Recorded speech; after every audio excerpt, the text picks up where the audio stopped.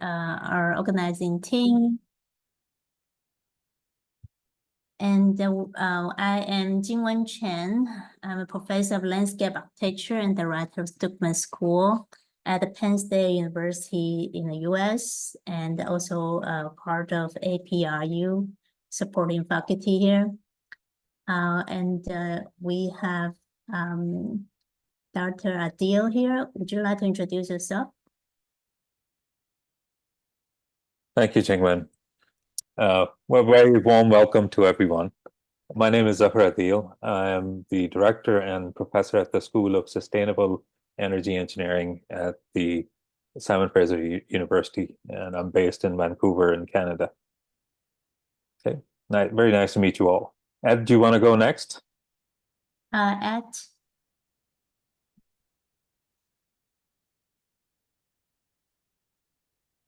Oh, maybe he hasn't joined quite yet. So we have Dr. Reyes Edgar is from the University of the Philippines. Next slide, please. So in module 4, we have 2 sessions. Today, we will focus on building the institutional social community resilience. And next session, we will focus on environmental resilience. Next, please. And today's agenda, we will have a photo taken, and then we will go to opening remarks and guest speaker with the practitioners, and then a lecture by me. And then after the break, we have very exciting interactive activities with the University of the Philippines Marine Science Institute for a Resilient Game, and have moderated discussion afterwards, and with a closing remark. So without further ado, Fabia, could you please stop the sharing, and we will have a photo taken first. So please turn on all your videos.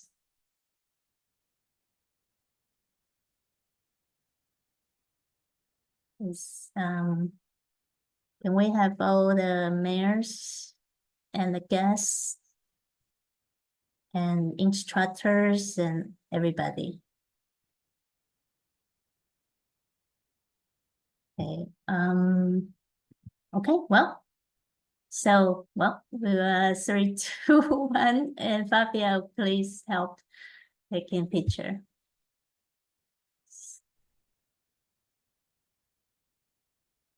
There's one more coming. Yeah, I think Sam would be the one to take the picture. Sam, is that good with you? Okay, please. Okay, there's one just joining.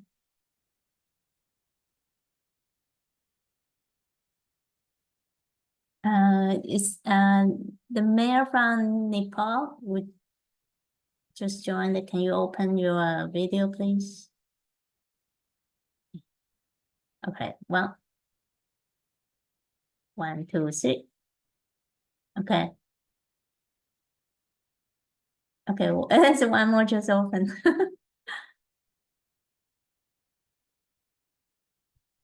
Okay, is it done? Okay, thank you, Sam. So today our mayor, Mr. Mayor, will be a little bit late, so I'm here to join this forum. Yeah, thanks. Thank you for joining. Yeah.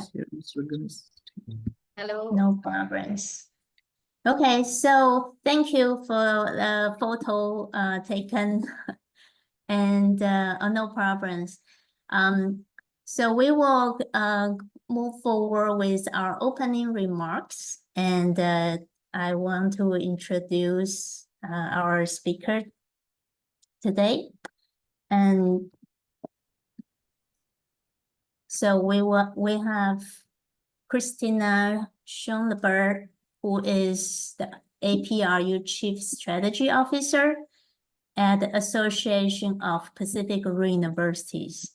And Christina holds responsibilities for developing and growing APRU strategic policy impact to address pressing regional challenges, working closely with leading scientists, practitioners, and the policymakers in the Asia Pacific. Christina has extensive expertise in translating research to impact, which she has gained in various innovation and enterprise leadership positions at leading universities and international collaborations. At APRU, she has been instrumental in forging strong regional partnership and the development and implementation of flagship programs and the key collaborative projects with the project objectives to support local, national, and the regional partners in advancing the United Nations Sustainable Development Goals. So without further ado, let's welcome Christina Schoenberg for our opening remark. Thank you very much, Jingwen, and welcome and good day to all honorable mayors and partners and faculty and experts to Module 4A today. It's brilliant to see you all here after our little summer break. So in the last two sessions for Module 3, inclusive urban and territorial planning focused on frameworks that will support transformational sustainable development.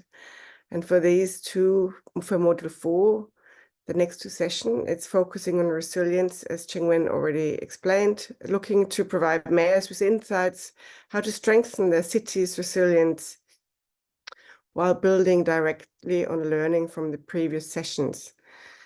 So we all know that climate change is a multidimensional threat to cities all over the world, and specifically cities also in our Asia-Pacific region. A large proportion of global disasters events occur in our region, affecting many people and causing more economic damage than in the rest of the world. Now, in order to build urban resilience, we need to have a good understanding of key risks, such as droughts, floods, storms, and heat waves that cities are more and more affected with. And they will also intensify.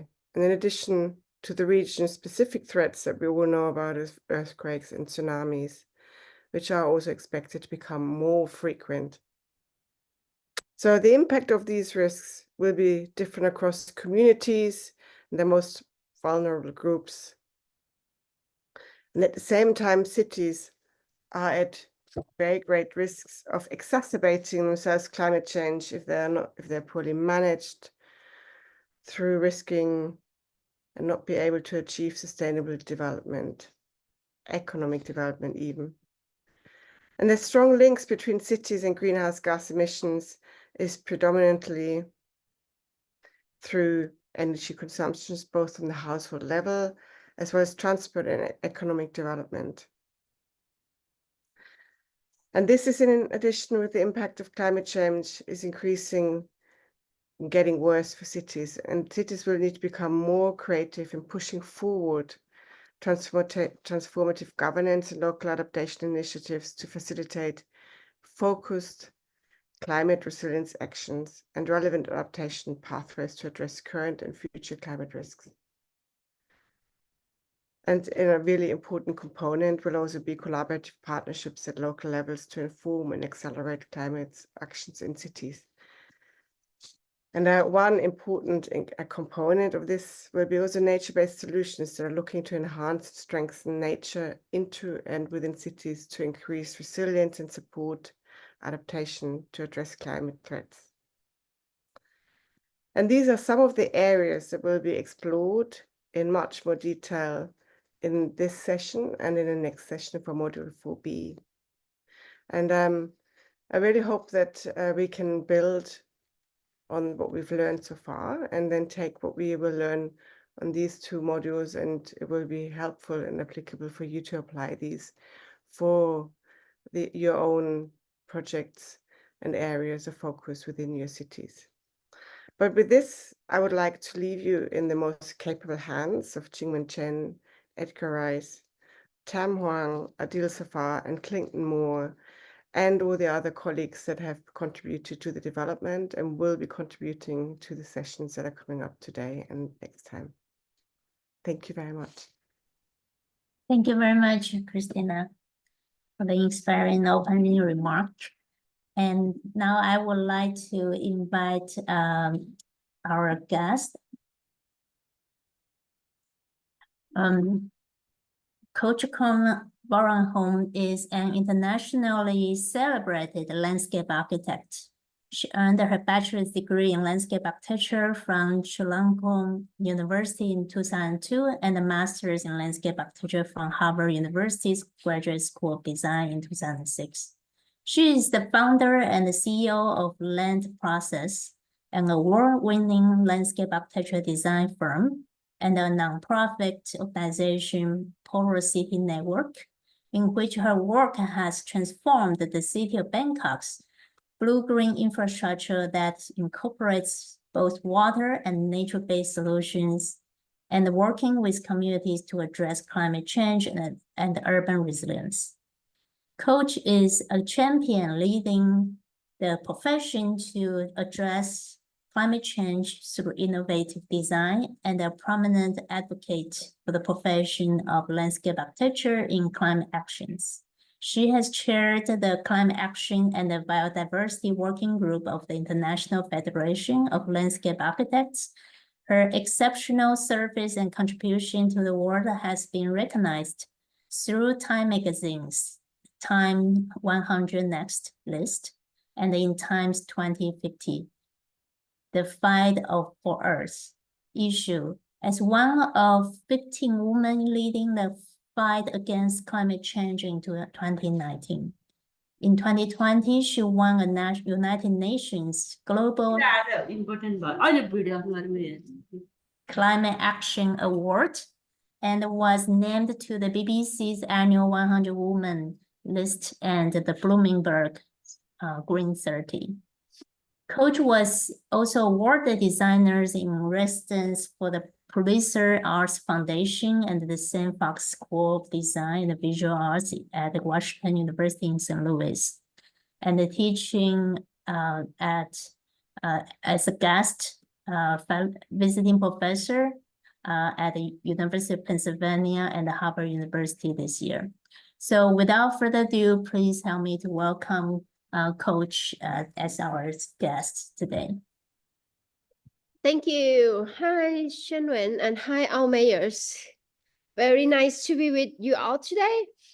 I got a cold, no COVID, thankfully. So yes, let's not further ado. I also want to hear from all of you because I think climate change has a lot of impact to every part in this world differently. Can you see my sharing? Yes. Yes, but you may want to have full screen. Yeah. Let me just a second. Oops. Let me do it again. Share screen. Share sounds as well. Okay, great.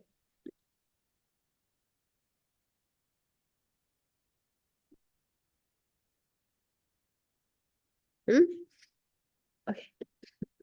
Not yet. Yeah. Yep. And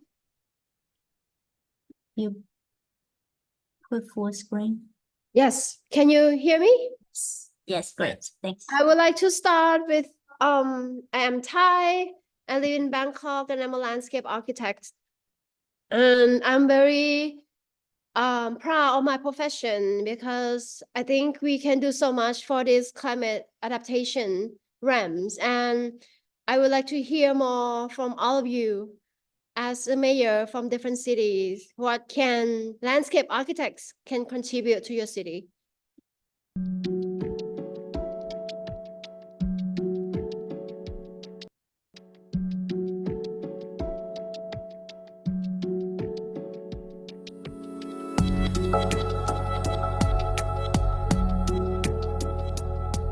Bangkok's not a floodplain from the beginning, and flooding is as part of the living.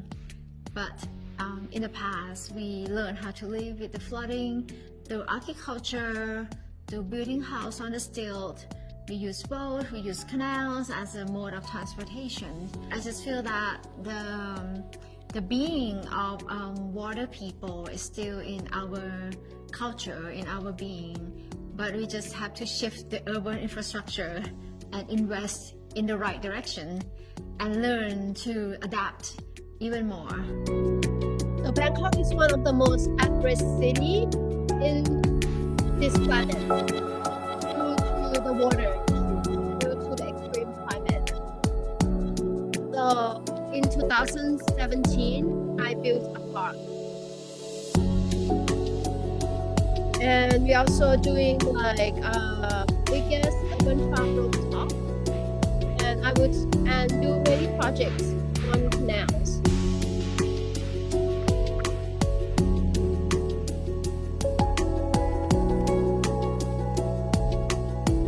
The line is like our body, fixing out those elderly, the vein of the city, the drainage pattern, the natural drainage pattern of the city. I think that would be a critical and also nature positive, because right now all the canal is a sewage way. No one want to talk about it. No, we don't even use it.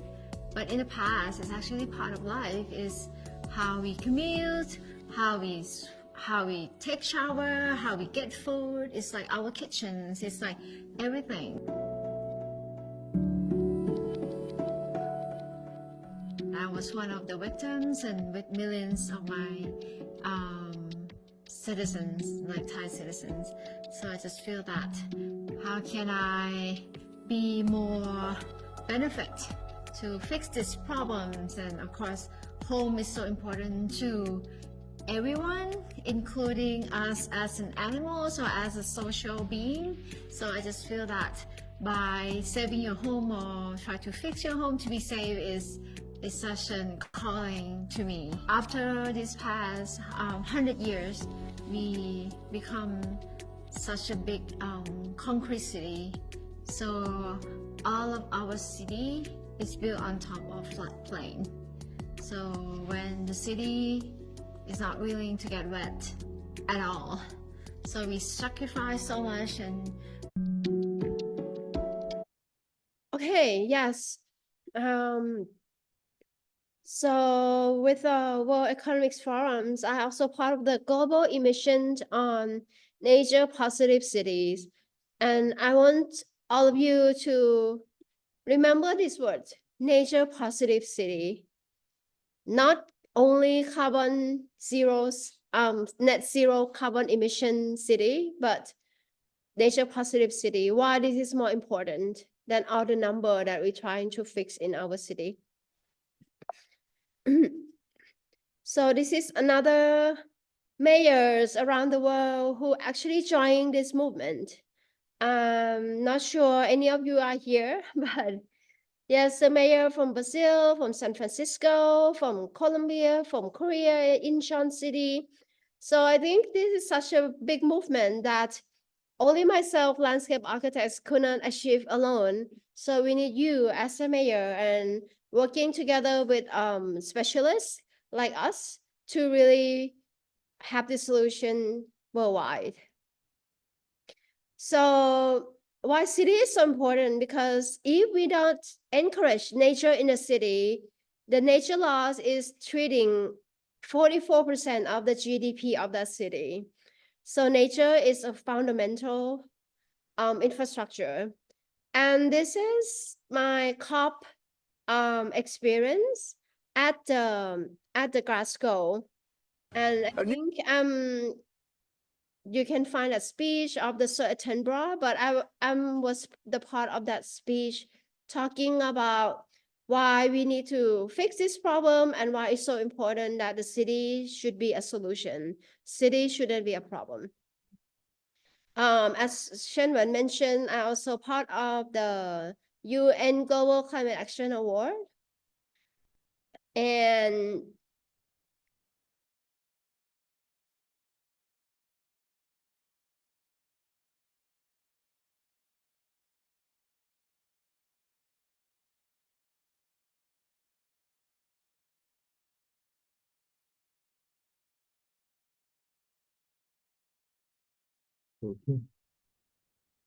Here, the video is stopped. We can't hear. Oh, I think coach is freeze from her end, right? It's frozen.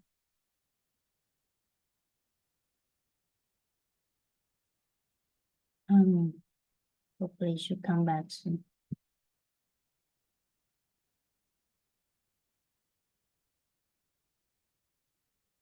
I think she's trying to join again.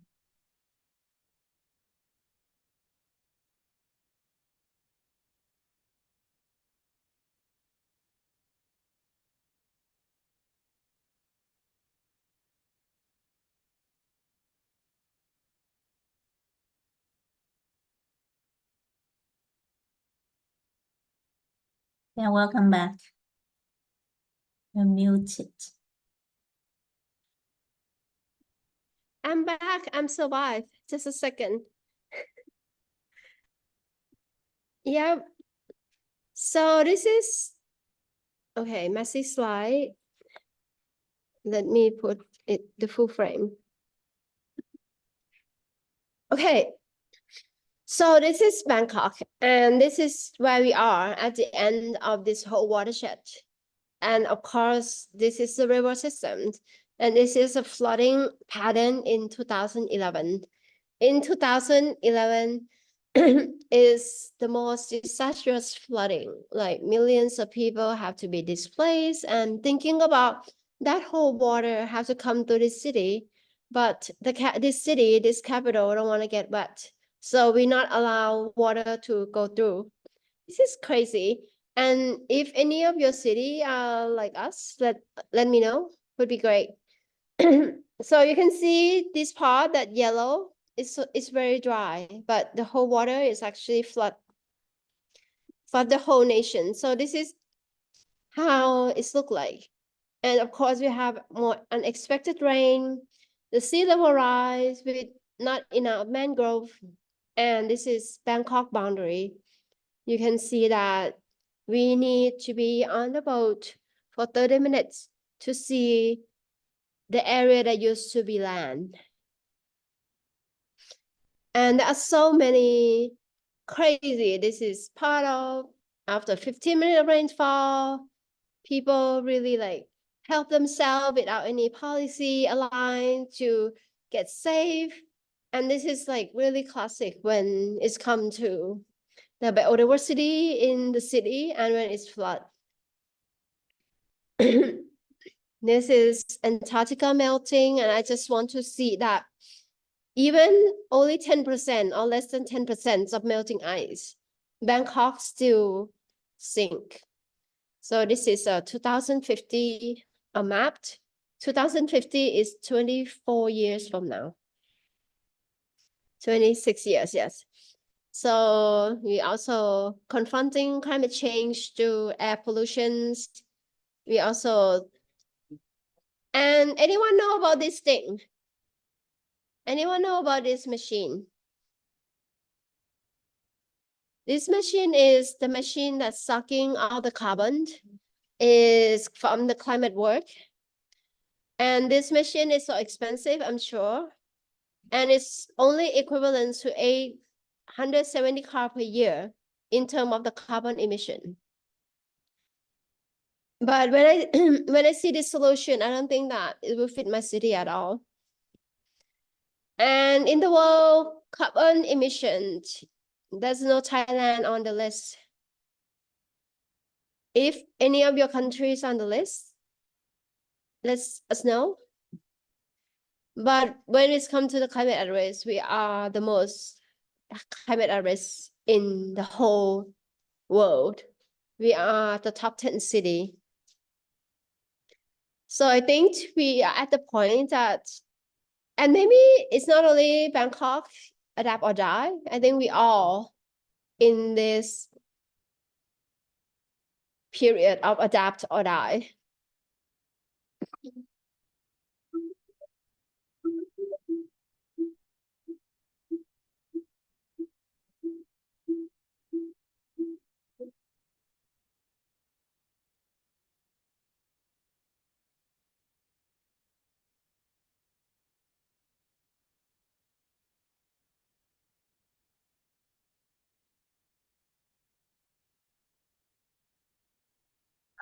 example, the sea level is already higher than Bangkok.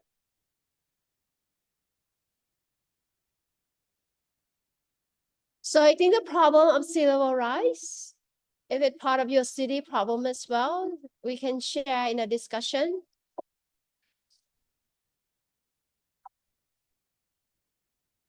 And sinking problem is another problem from the development. And the layer of clay and sand, we don't have any rock layer.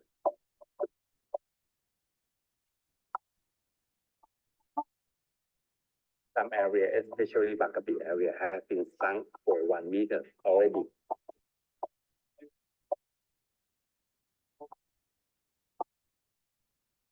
We don't concern much about our natural waterway, which is canal. So that means we neglect about how the water will drain.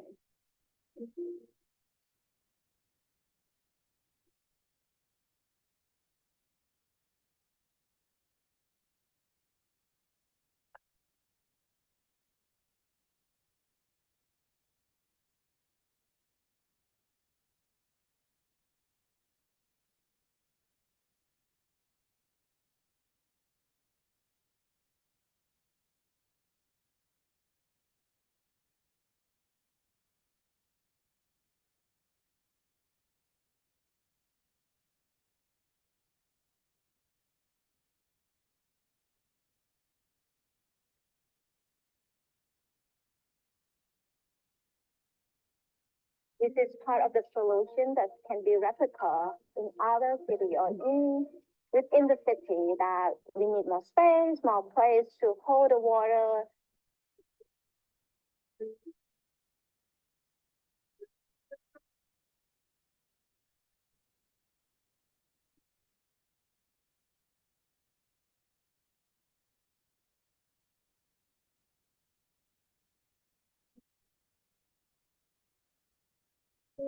I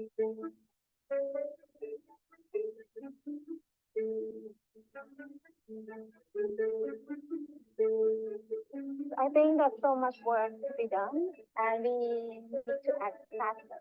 We have to be very more action-oriented rather than just keep all this research of climate change with on the shelf. So the policy maker or the community have to come together. It's a good start, but it's definitely not enough. Yes, so it's definitely not enough. So in 2017, 7 years ago, we finished the first park in 30 years, a new first park in 30 years of central Bangkok. And this park called Chulalongkorn Centenary Park. Well, you can see the big concrete patch over on the floodplain, and there's so little green. So this park is actually the land is so flat that we have to incline the whole park. So the park collects every drop of rain. And when we incline the park, we equip with rooftop, wetland, and retention pond, working as one system. And remember, nature positive city. So how can you develop everything, but it's nature positive to the city, not to us, to the city.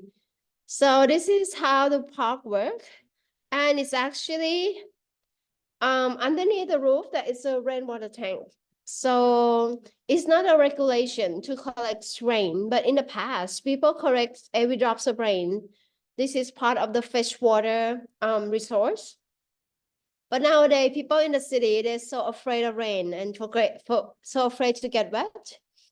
And this is after the green roof, the retention pond will be the next step when the water runoff come down, and it's cleaned up through all these constructed wetlands. And the retention pond at the end of the site, the lower part can flood and double its size. Very simple. People can buy and help be part of this aerated. And this is the wet and dry season. This is the wet and dry season that The park itself have the concept of the monkey chic. The monkey chic means monkey have the chic, and it's restore the food. And when the food is in the mouth, it's like they have the room for the food, and when it's hungry, it's just eat it. So the monkey chic concept, it actually come from our previous king, that our city need monkey chic. So we have space to hold the water. This park can contain 1 million gallons of water, which is equivalent 50 years of the rainfall period. And when it's inclined, people can also use. So the next word is co-benefit. When it's good for nature, it's also good for health. It's also good for urban heat islands. It's also good for food security and many more. So we plan it from really small, and now the plant go really quickly. And I'm so glad that Mr. Antonio Guterres, the UN Secretary, the United Nations Secretary, came to give a support on this park. And I remember telling him that Bangkok is actually sinking faster than the sea level rise 4 times. And the park itself is actually part of the case study for UNDP and many more. This is another project. It's about the rooftop. Many cities have a very wet space on the roof. So we want to create more climate solution and more benefit to the city rather than create more problems, because all these concrete roof normally just drain water really quickly, the runoff, the whole city coming down to the ground and flood. All this roof that actually create more heat to the city. So the building underneath need to use more energy. All this roof is so much not friendly to insect or pollinator or birds. That's why there's a problem of biodiversity loss. So we're using this rooftop to create solution. And that solution is about rice terraces. So the younger generation can come and harvest on this waste space. And it's absorb the sun from the solar roof and then drain down, slow down the runoff. This roof slow down 20 times runoff. If the rain drop in your building and then drain down to the floor, to the sewage, take 1 minute, this will take 20 minutes. If it take 5 minutes, this will take 100 minutes. So it helps city absorb more water. And by doing that, you get food, you get public space, you get learning space for younger generation. So, yeah, so the next projects will be about canals and things. I want to stop here, and if there are any questions on this.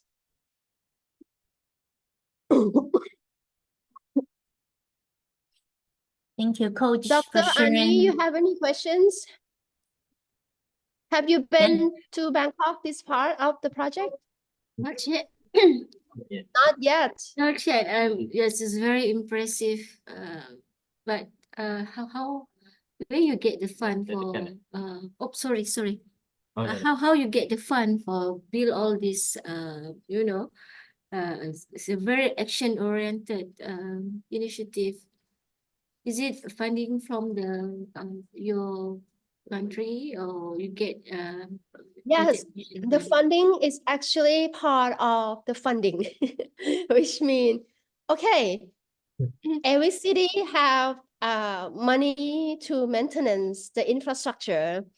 The university, this is the both university, is like Harvard and Yale of Thailand. So I think they want to compete each other in sustainability. And I'm glad I'm part of them to push this forward. So they already have the budget for building. They already have the budget for building. But how can we design the building that's also not just the building? And you can see around the city, this is all money related. All this road, all this dam, all this many other things. So many of my work is actually using existing budget that maintenance the city or the new project that already have to build. And every city need to build. But when we build, we try to make them build smart. This is not funding from elsewhere. And this is the country that have no policy about climate change at all. Yes. Thank Yeah, you yeah. for your. Yeah, it's either you adapt or you die. So there is no choice, right? But how much is Yes. the cost for all this infrastructure? How much it costs the state of Thailand, I mean the country of Thailand, for all this Okay, infrastructure? so normally when you build a public building, the weight of the roof have to be able to accommodate 300 kilo per square meters. This is the law. So with that law, you can add on the green roof, the soil is not very thick. And of course you have a cost of green roof, but the cost of green roof itself per square meter is doable. Back then, 10 years ago, it's so expensive, but right now I think it's doable within like 300 US or less.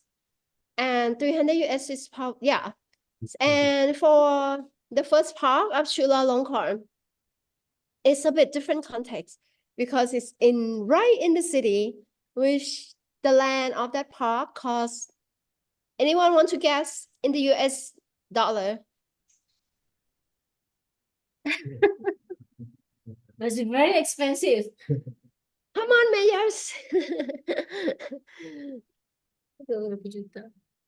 So it's the most expensive areas in Bangkok, which is the land costs 11 acres, costs 1 billion US dollars.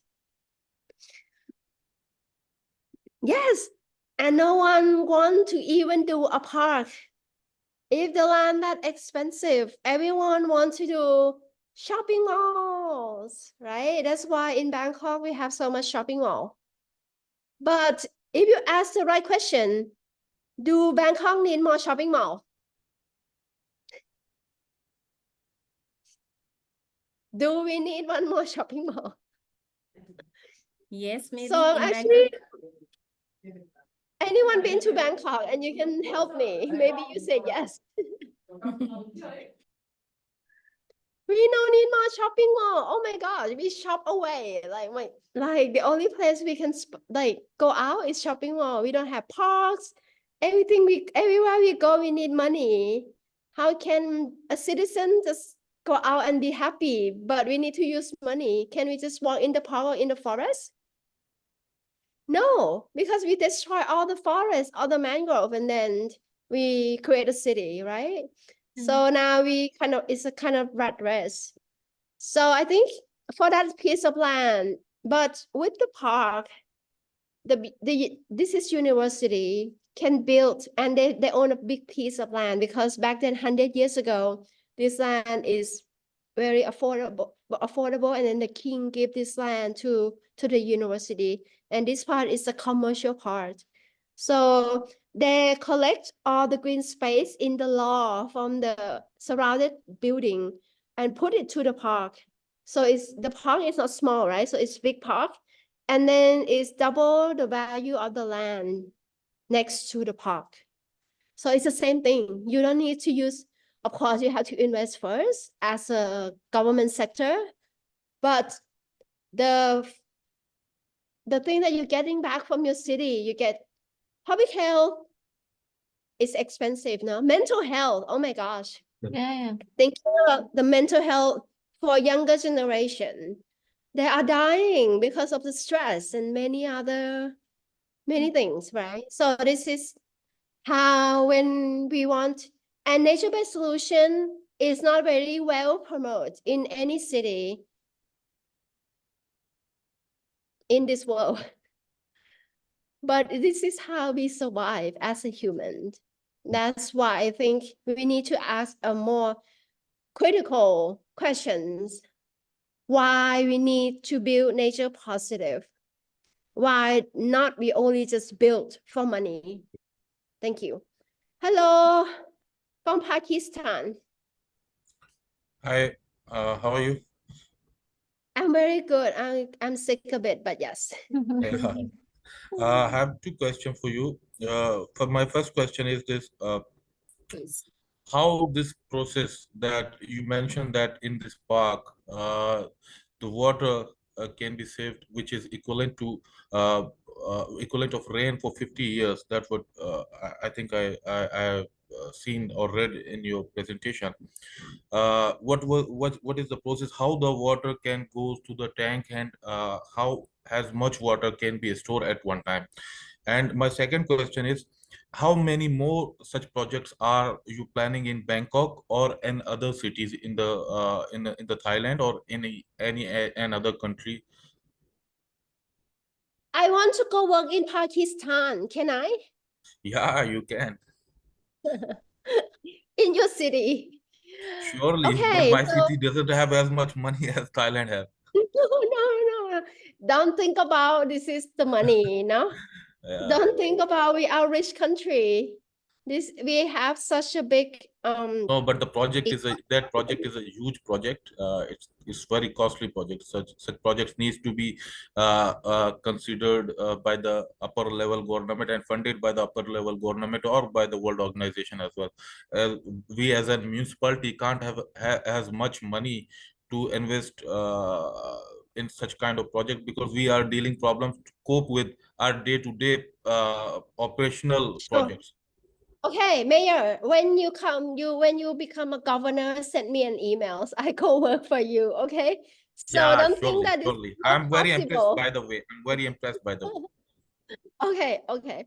But and this thing can be simple. Don't think that this is expensive, but I'm learning as a landscape architect. What I'm doing have to be beautiful, right? Because otherwise it's not convinced other city or other next leader or the leader to do more. So beauty is actually not expensive, but it's required to make it looks nice. But I think the water, when you say, okay, let me go back to this slide. You see this tree tank? Yes. So when the rain coming down, the green roof, which is have a Yeah. plant, already absorb the water. So the rain have like a drainage going down to the tank. Yeah. So it's you collect the water, and before it's going to the tank, you have a cleaning systems. This is a nature function. You don't need this if you have nature, but this is a city. You need to help the nature to work, right? We don't have a lot of land anymore. Bangkok is so packed. So, but we use gravity, gravity, you don't need to Yeah. pay for Yeah. gravity. Yes. So you collect one water and then the rest of the runoff coming to the wetland and it's clean here and then it's store in this pond. Okay, this is very simple. And for this roof, I have many more projects to share you, but I love to talk more than you see this roof. Yeah. We have solar roof here. We have 4 ponds. So when the rain come, going to all these plantations, slow down the flood is stored in this 4 ponds.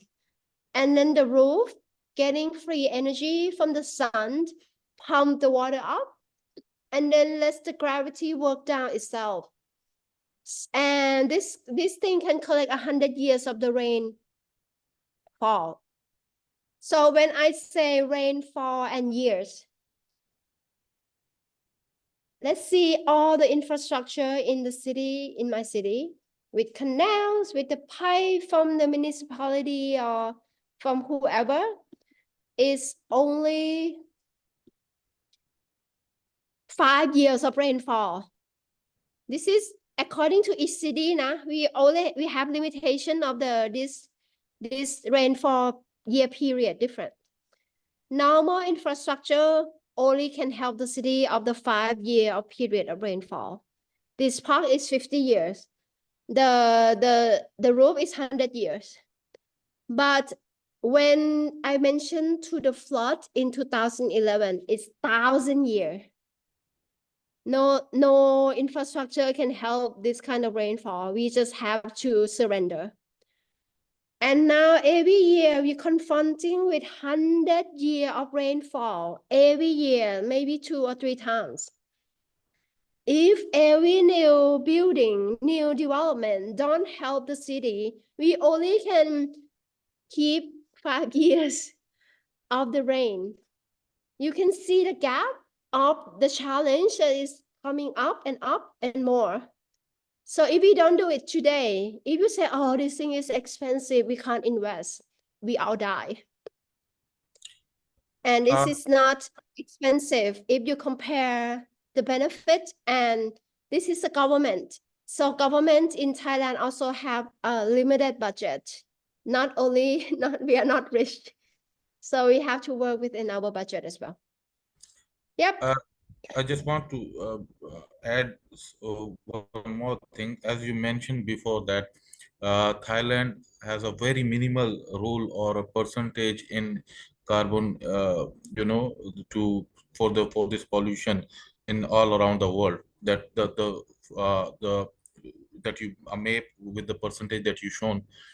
But don't you think that it's the responsibility of UN that that UN must collect from such countries who have the larger scale who are destroying the nature, and to uh, and to invest in such countries where they are affected, they don't have the most they don't have the most share in this, and they are the affected by the most. Such countries like Thailand and Pakistan, we are also affected by the friends. Yes, I understand your question, and I advocate a lot at COP. But we are actually what if we not succeed to getting money? Who gonna help us? And when we go to COP, we are talking about getting money. And we are fighting with each other to get money from the Global North. Global North say, oh, we have billions. But where is the money? But my city is sinking and it's gone in 30 years. If we not succeed in that process, of course we want money. But when they give money, it's maybe it is small compared to the problem. Are we doing well if we only get that money? So let that process continues. But for us, for adaptation, we need to build the strength in our society, in the population, in our community. And even if you get all the money in the world to help Thailand, if people really don't think about this is a problem, I think this is a problem. If the money come and the whole structure of the governance, oh my gosh, the money have to come only this, you cannot use for this or that, and this is for my department, it's working as a silo, it's go to West. So I think it's a great question, and I already think about this question a lot. Money is great, but it's not an answer. Let that process continue. We go and work all that money together, but we still have to be self-sufficient and self-reliant and understand our own problems. Yes. Yes, we can understand our problem, but the country who have not contributing in such manner, that means they don't have established themselves, because they are still developing nation. The country which are contributing in carbon, because they have a lot of factories, they have great GDP, they have huge number of reserve. the country who are already affected the most is already in developing nations. They You don't have know, such I'm have. with you. I'm with you, and But I want money as without well. money, you cannot develop such project. You need money. Yes, I agree, but we need more than money. So I'm not against Now you, but I just want yes, to I can understand you need to will, you need a will to develop such project. You need to plan, but when you go for the execution, you will need in the end you need money, and in my opinion, maybe I'm wrong. In my opinion, I think it's a duty for UN that collect from such nations that who's destroying the most of the with their and earning the most by destroying the world, so they can invest in projects like these. Okay. Don't give the Okay, money to the government. I'm only have 7 more minutes. I want to talk with more mayors, but I'm with you. It's okay. I'm with you. I want money and I'm working on that. But when I work within my country, we need to build our strength as well, right? We cannot just wait that money so we can do. No, I don't think this is the right mindset that we have to wait for money. We can do what we can now. This is all the project that we do with our policy, we do within the budget that are already developed within the city. But we are part of that conversation to get more money from the global north. But it's not easy. Otherwise, all of us will already get the money. So don't wait to that process until you have to start understand and fix your own home, because our home is destroying every breath we take. Okay, Mayor, let's go and find more money together. Okay. Thank you. Thank you. Surely. Okay, Thank after you. Mayor, maybe my time is out, but this is a great conversation. You take care too. Oh, yes. Yeah, you can. Thank you. Yeah, thank you. Maybe I'm Well, dying. if I See you may later. ask, if I may ask one question, before you leave is, how would you work with community and, you know, all the different stakeholders to be on the same page? How to build the community resilience consensus? Yes, I think this is very important. Did you see my share slide? No, right? So I'm not only working for like a big budget kind of project that is look very big money, but I'm actually also working with the vulnerable community. And of course, with what I'm just talking to Tibet, right? Tibet mayors, we are all vulnerable. We are super vulnerable. So I think, of course, I'm not a government, so I'm a more like a expert hat who build things. And this is one of the community I work with. And they got the money from budget. It's cost around 10 million US to build a dam. This is the dam. And I say, this is a flooding problem. So, okay, I'm gonna build dam. So I say, okay, if you build dam, you're gonna flood your neighbor more. It's the same water. And you're gonna flood yourself because this is what is your life look like. And this is when the dam coming in. And it's not only the flood, it's not only from the river, it's actually from the runoff as well. So if you get this money, you end up having this wall along your house and you get flooded. You still get flooded. And this thing has been contagious in many cities. Sorry, this is in Jakarta. This is the boy who in that dam is all flood. And so when I show them this picture. Do you want this future with 10 million US in your and no one get benefit out of it? So when I show them the impact, I think people without knowledge of construction, they get it, right? And we work a lot with fishermen villages to really help them restore the shore, the mangrove, with the canal people, to build a new house in a safe areas. And I think the way we work with them is really listen to their problems. But luckily, as an architect and as a landscape architect, I'm a landscape architect, we have a solution. We can work out with them with the solution. Not that we have solution, we have to work together. And I used to work a lot with my students. Not used to, I'm still working on it. When the university from the US want to come and learn and say, no, you go to see informal settlement. People, oh, you cannot say slum. No, slum is great. Go to see slum and understand the real impact of these people. So I think this is how, I don't know what's the right answer, but this is how we work with them and help them as a humanity to get their home fixed, to get the land right, to see that, oh, this is not the right problem. Come on, you guys. You don't need this. You're not even able to catch fish anymore if you have this structure. So, yeah. I don't know that I'm answered, but yeah, that's my answer.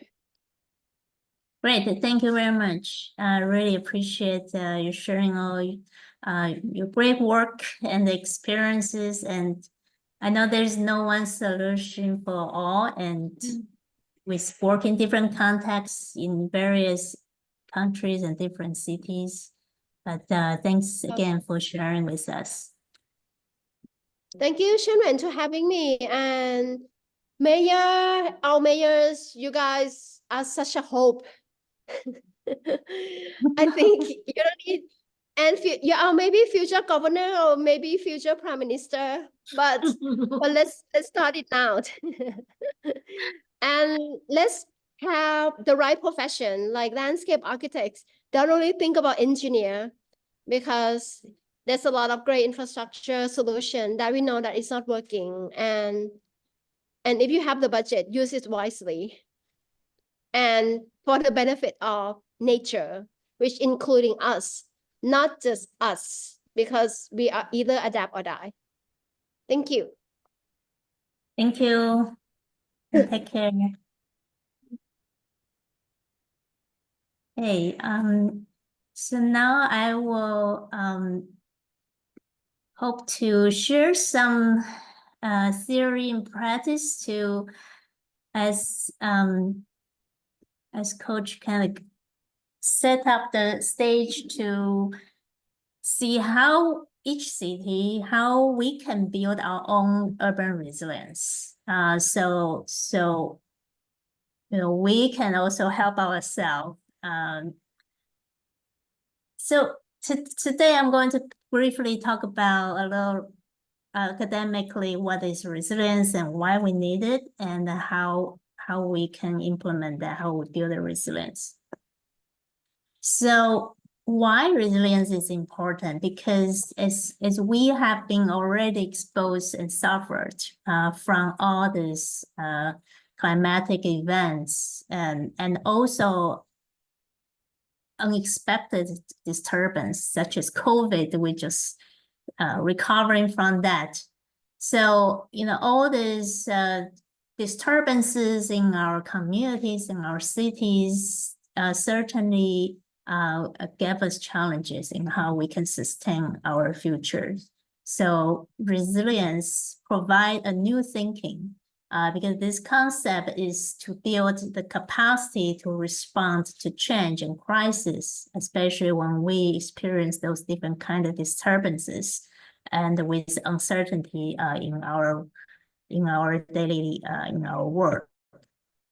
So what is urban resilience? You can have various aspects. You can think about your community's capacity to withstand those different disturbances.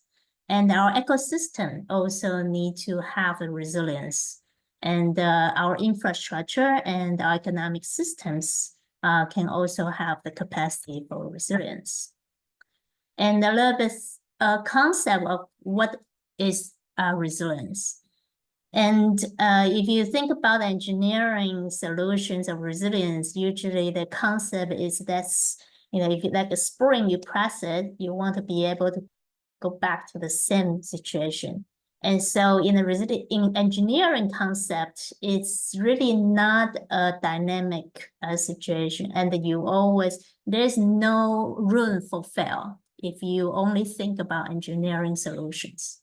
But if you have more ecological and other ways of thinking resilience, it's more adaptive system and the more different rooms and space you can help to adapt your system.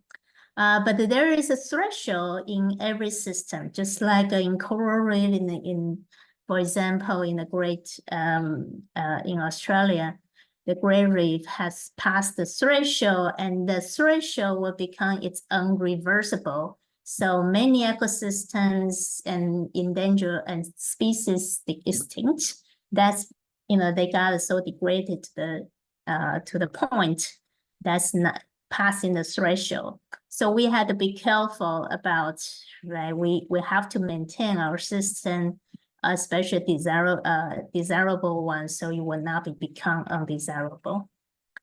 And in the nature itself, it's resilient. You think about a mature forest and with fire, and even with those disturbances, it actually has the memories, have the organization in the ecosystem to help them reorganize and then regrow. So a healthy ecosystem has adaptive capacity and the capacity to cope with those change. And we can build our infrastructure, as Coach also showed her example, how we can make our city, our infrastructure more resilient so we can adapt to those different situations when those disturbances come. And you think about the city itself as urban, as an economic system, and you're thinking about how a city could also experience different stages. This is an example in Detroit.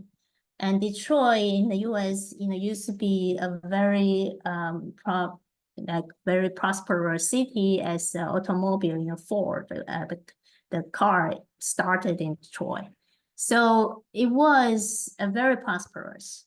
But over time, the manufacturers moved out and the city declined and crime increases. And even 10 years ago, the city got bankrupt. But then with the help with the community coming back and help to reinvest in the city, they actually got a multiple innovative economy to help rebuild the city. So it's coming back to the stage. So even the city itself could also go to various stages, and how we can build the capacity in the community, in the institution, to be able to cope those change. And that's the urban resilience. And you can think about economic resilience towards innovation, especially when we face those crises, how can we take the opportunities? And one idea about circular economy, how we can have no waste, the waste become the nutrient for the other products, just like how in the ecosystem there's no waste. And that can help us to think about innovations of solutions. So for example, in Taiwan, there was one community, every time during the elections, there are so many waste generated, like those campaign flags. And then this community, they reuse that to make new products, and they can resell and become actually a fashion, a new fashion. So I think, again, how can we think about those crises or those opportunities to make innovations in our economy and cities? And also think about the social, ecological, technological systems are intertwined. They are not a straight exclusive systems, because our decision, if you think about again the flood management, if we decide to build a dam, that's one is the technology, but it's the who decided where to build the dam and what's the impact to the ecosystem community. So one decisions can always be interlinked with the social ecological and the technological systems. So if we can think about more nature-based solution, how do we build the community resilience and also address equity and justice together? That would be how we can move forward for building urban resilience. So you can, these 5 Ws, you can start thinking about yourself, asking your group whenever there's a project coming, there's a problem comes, who decides how to, where and what and when, and to compose this project. And how can we ensure also the outcomes is equitable and just? So who is on the table in the decision-making process, and what kind of material method solution we should be designed, and for who will benefit all this, and who will suffer on the end. So example, in the US, Katrina, hurricane, even after it's already more than 15 years, this community still suffered in some way. So not fully recovered, and they were still relatively poor and disadvantaged. So we have to think about, in this decision-making process, how we build the capacity of the community to resilience. But they need to be also careful about how we communicate with the community. So this is one example during Katrina, the community actually have this poster saying, stop calling me resilience, because every time you say, oh, you're resilient, that means you do something else. So I'm not resilient. And so obviously this concept, when they use this term, is about, engineering resilience, right? You will push you down and you should come back. That's they think about what they call them resilient about. But that kind of reminds us, whenever the term we are using, we have to be able to communicate on the same page, and how we can co-define or understand, have a common understanding of what we are doing, and how we can co-design the strategies and prioritize implementation together. And a lot of documentation on how to build resilience in many different institutions like UN ESCAP, UN Habitat. So you are welcome to look into those documents, and for urban resilience pathway, particularly looking at the kind of calling up the nature-based solutions and how to use the data and information to help to communicate and strengthen the partnership across different disciplines and across the silos of the department of your cities. So what are characteristics to be able to be resilient? So a couple ideas from the literature. One is about building redundancy. So the idea of how you can design safe to fail, not fail safe. So it's okay to fail. And how would we do that is then you have multiple kind of robustness redundancy systems. You have multiple stormwater detentions, so you can, even one failed, the others can catch up.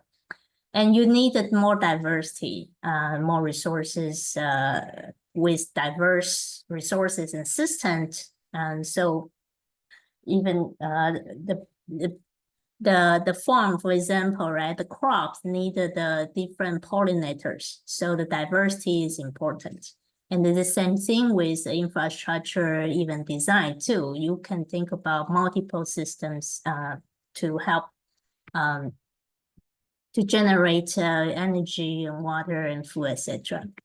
And how we can work together, I think that's another key point because those, the challenges usually you cannot be solved in one department, one entity, or a lot of times probably not even one city. So you may have to also think about how you can collaborate with your other city, especially thinking of flooding is in the watershed. So if you are in the downstream, you have to work with upstream and vice versa, right? So you have to cross the boundary collaboration as well.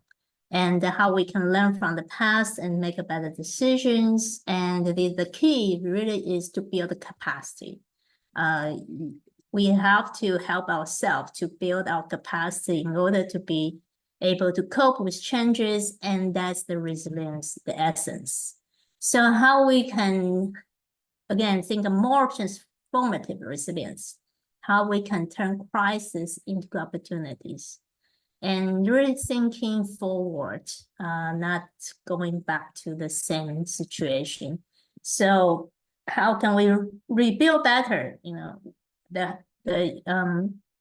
the hazards, the extreme events we have experienced more often now, and how can we minimize the damage by having more innovative solutions? Every time we try to recover, we actually build better so that we can actually minimize our own risks. And that's really also fit into Coach's the note on how we build a more net positive sustainable futures. So how can we build our cities to regenerate the ecosystem services, to reconnect people, environment, restore our humanity, and to produce a positive impact for our common sustainable futures? So we are under this crisis, and socially there's injustice, like climate justice globally to locally. There are nature, ecological challenges as a climate change we all are experiencing.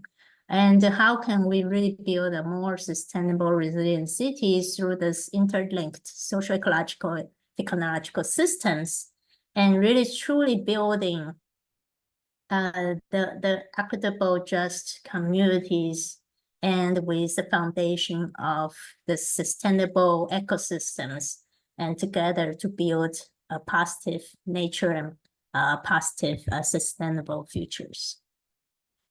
So thank you. That's my quick overview of the theory. And we are at the time for having a break. So please come back in 10 minutes, and we will have an interactive workshop in the next session, and more questions and discussions will be carried out in the next session. Thank you.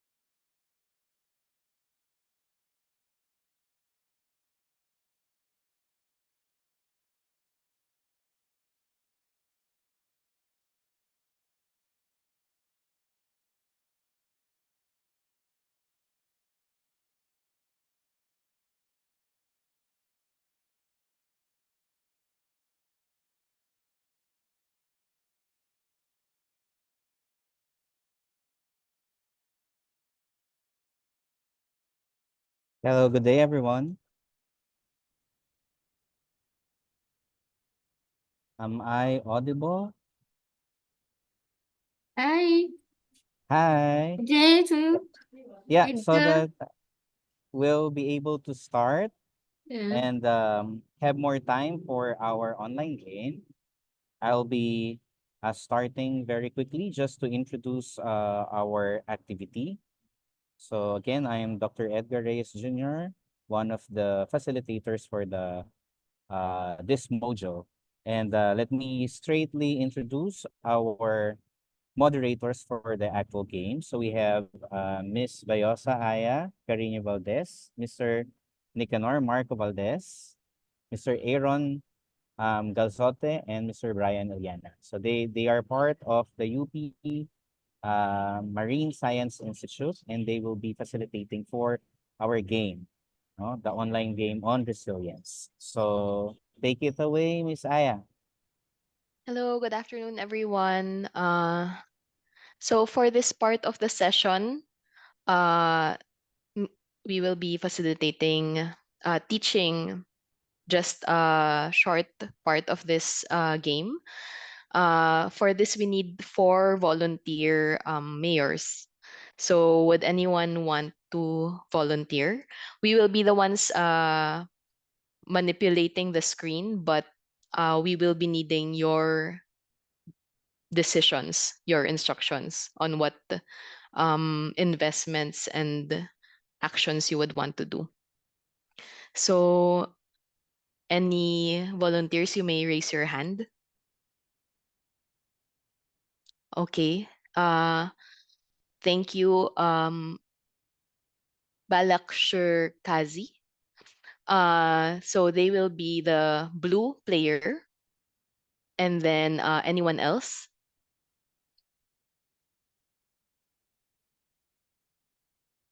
We need 3 more.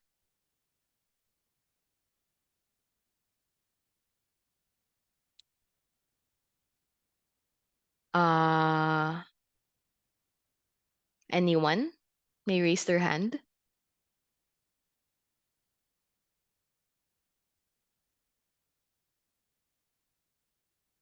Yes, Dr. Annie? Or would you want?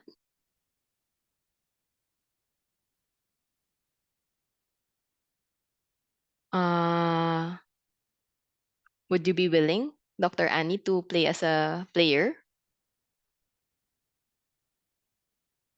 Wait, I'm checking the questions. I don't understand how to play. That's why I need to read the instructions. Sorry. Don't worry, we will be teaching how. So and we will be guiding. Would you be okay to play as one of the players? Can. Okay, all right. Try, So try. all Okay. right. For the red player, it will be uh yes, Dr. Annie, Mayor Annie. And then someone from Nepal would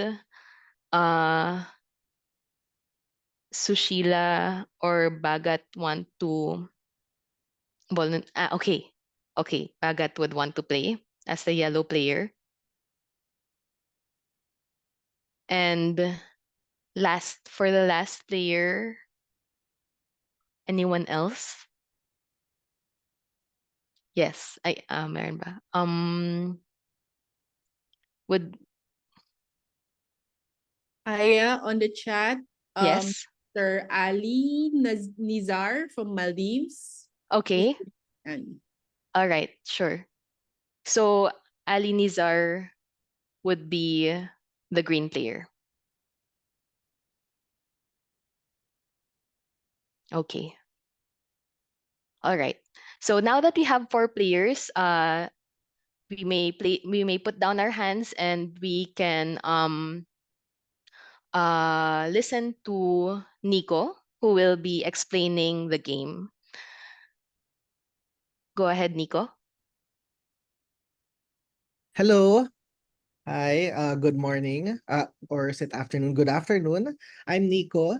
I'm a game designer from Balangay Entertainment, and we designed this game, Resilient Survive and Thrive. Nico, would you want to It's turn on your video? ah okay.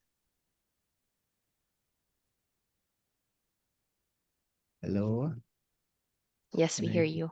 can I be seen? Okay. Okay. So I'm I'm Nico. Hello. And this is the game Resilient Survive and Thrive, which we will now be playing, and we will be controlling using the controls of the game for you. We will just need your input on what each of the players will do. Okay, so in this game, you are mayors. This is the first time I've actually taught the game to actual mayors. And in this game, you each have a community. So you can see these spaces. These are the spaces where you have your communities. And your communities are all in one province. And this province has a shared environment. So this is the environment, as you can see. The environment has forests, mangroves, and coral reefs. And these natural resources are shared by all of your communities. Now, these resources can be destroyed or replenished later on. And we will see the health of each of these natural resources by the cards. So right now, they're pretty healthy at number 7. But just to show, if the forests were to get destroyed, I will move these cards over here, and you can see now the forests got destroyed, and you can see in the art that a lot of the trees were cut down, and the health has now been decreased to 4. Okay, so each of the different environments have different health. So I'm gonna just return these now here. Okay, so to win the game, the goal of the game is to have the most developed community, to have the richest community, and to develop your communities. You will be playing investment cards into your communities. Here, there are 3 major types of investments. There are 3 major types of investments. You have your commercial investments. So for example, this one is a plantation. If you see the number on the upper right, that is the points that this investment gives. So this plantation gives 4 development points to your community. However, every round it destroys 1 forest. Okay, so these are the commercial investments. They destroy a bit of the environment, but they give you a lot of points. And then these are the conservation investments. The conservation investments have no points. They don't give any development points, but every round they replenish the natural resources. So for example, this marine sanctuary increases the coral reefs. And the last type of investment is the sustainable investment. So the sustainable investments don't destroy or replenish the natural environment, and their points depends on the health of the environment. So if you can see, there's a table here in the middle. The crab farms points is dependent on how healthy the mangroves are. So for example, if the mangroves are at a health of 7, which they are now, they are worth 3 points. But if the mangroves becomes healthier at 8 or 9, it's worth 5 points. But if it's destroyed and it goes down to, let's say, health 2, 3, then the crab farm is only worth 1 point. Okay. Any questions so far? Everything clear so far? So Nico, just describe the different investments, so the different cards we can choose to place into our community later on. So the actual flow of the game has not yet been discussed, but later Yes. on we will guide you through it. Yeah. Okay. So now to play the game, we're going to do 1 round to show the rules of the game. Here we can track the phases in 1 round, but we will go through each of these steps in order to show you what happens in the game. Okay, so for now, we are going to choose investments to play into your communities. So we are going to start with Mayor Kazi. So Mayor Kazi, these are the investments that are available to you as the mayor. So here, so the investments, you will play 3 of these investments. So the investments that you can possibly play in your communities are the fishing village, a conservation area, a plantation, a commercial fishery, and a fish pond.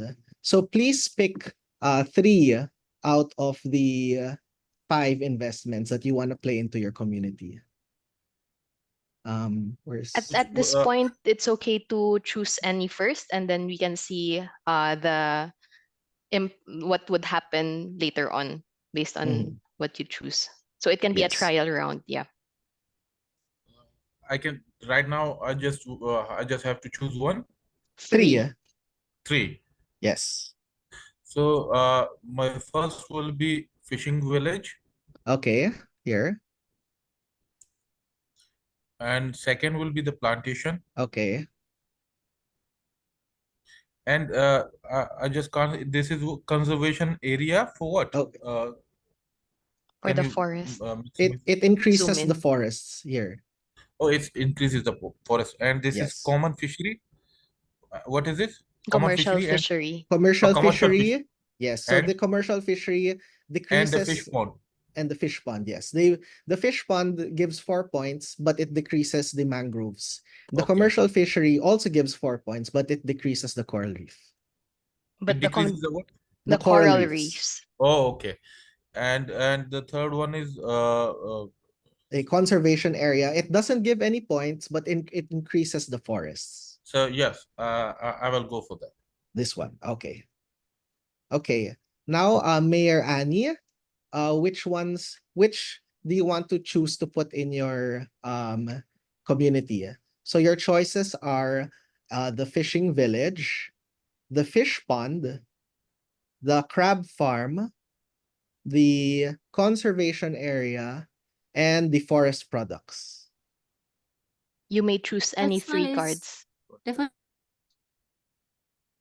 Sorry. Conservation area. Okay, conservation area.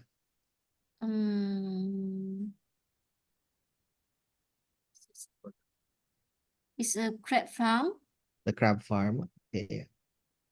For investment, right? Yes. Investment. Fishing. So forest products. Forest products. Okay. Okay, so these are your 3. Okay, now Mayor Bagat, here are your investments. Investment is the same thing. Here. So you have a commercial fishery, a crab farm, a mine, another crab farm, or another mine. Hello, namaste and Yes. greetings everyone. I'm on the Yes. behalf of him. He had just encountered an urgent meeting as okay. there is flood in his municipality.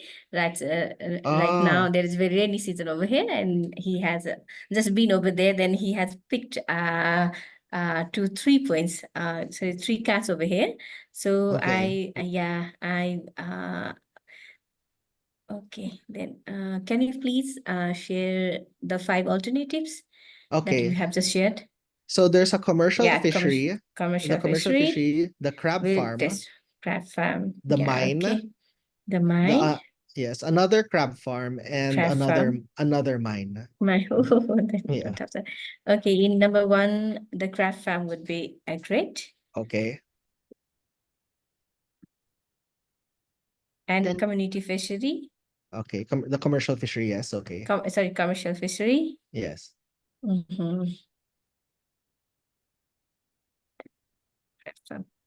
Okay, and what is the impact of crab mine? The mine destroys any environment of your choice. Yeah. Then again, community fishery, I would prefer. The crab farm, you mean? Sorry, crab farm, yeah. Yes. Okay. Okay. And Mayor Nizar, so here are your choices: a fish pond, a marine sanctuary, a crab farm, a mangrove nursery, and a mine. Okay. Can you expand the fish pond thing? No, I won't The see fish, it. the Yeah. fish pond. So the fish pond. I don't select it. I want to see, yeah, this is one mangrove. Okay. The other one, the next one. The marine sanctuary. I'll go. There's one for this one. The marine sanctuary. Okay. Yes, yeah, I'll select one. So the crab farms points depends on how healthy the mangroves are. Yeah, I'll go for this one. Fair farm. Okay. And then there's this mangrove nursery. It restores the mangroves, and a mine, which gives points, but it destroys the environment. The mangrove one? The mangrove one, this one. Okay. Okay. So, thank you for choosing these are the investments that are now going to be played into your communities. Okay. So we're gonna transfer them now to your community. Oops, here. Gonna transfer them now. Okay. There. Okay. So now, so we did the 3 activities here. And now we're going to measure the impact of your communities onto the environment, starting with the forests. So we're going to go here in the forests. We're going to check each community to see which damages or replenishes the environment. So first, Mayor Kazi's community. So Mayor Kazi has a plantation which destroys the forest, but he also put up a conservation area. So because of these two, they balance each other out. There's no effect of his community on the forests. So And that's then, because it's a -1 for the red icon on the left, upper left-hand side, and the +1 for the green icon. So -1 + 1, net 0. yes. Okay, then for Mayor Annie's community, Mayor Annie has a conservation area. So this will increase the health of the forests by 1. So we're gonna move this here. Okay. And then here, Mayor Bagat's community, there's no effect. He has no effect on the forests. And Mayor Nizar's community also has no effect on the forests. And then, however, in this game, we are also adding effects that come from climate change and the globe. So there is global warming happening in the whole world. So because of this, 1 forest is also destroyed. So you can see the global warming card is over here. So impact and when revealed, destroy 1 forest and 1 coral reef. So we're gonna destroy 1 forest. Okay, and then we're going to check the impact on the mangroves. So Mayor Kazi's community has no impact on the mangroves. Mayor Annie's community also has no effect on the mangroves. Mayor Bagat has no impact on the mangroves as well. While Mayor Nizar's community, because of the mangrove nursery, the mangroves is replenished by 1. So we're gonna move this here. And finally on the coral reefs, we're going to see the effect. So let's do the effect first of global warming. So there's gonna be -1 coral reef because of global warming. And then here, Mayor Kazi's community has no effect on the coral reefs. Mayor Annie's community also has no effect. Mayor Bagat's community, because of the commercial fishery, it destroys 1 coral reef. So I'm gonna just move this here. So now you can see the health of the environment. But in Mayor Nizar's community, there is a marine sanctuary. So that cancels the effect of the commercial fishery in Mayor Bagat's community. So we're gonna return this here. There. So that's 1 round of the game. You can see the effects of each of your communities and global warming on the environment. Okay. Now, the last part of the, so no one had a mine, no one put down their mines, so no effect. The last part of the round is we're going to reveal a crisis. So the crisis cards are over here in the middle. The crisis cards can either be another climate change card like this global warming card over here, or it can be an extreme weather event. Now, the extreme weather events, they damage your communities depending on how healthy the environment is. So the environment protects your communities from extreme weather events. So let's see. The card that comes out is, oops, a flash flood. So there was a flash flood in your communities. And we're going to check the health of the forests. Okay.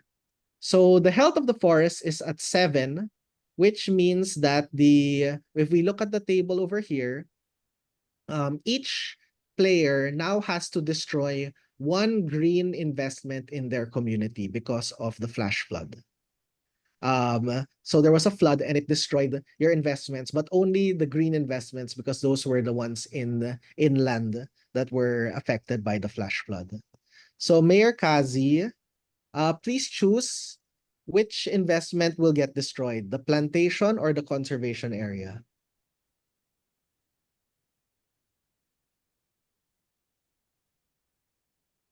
So the plantation gives 4 points, but destroys forests, while the conservation area gives no points, but it increases the forests.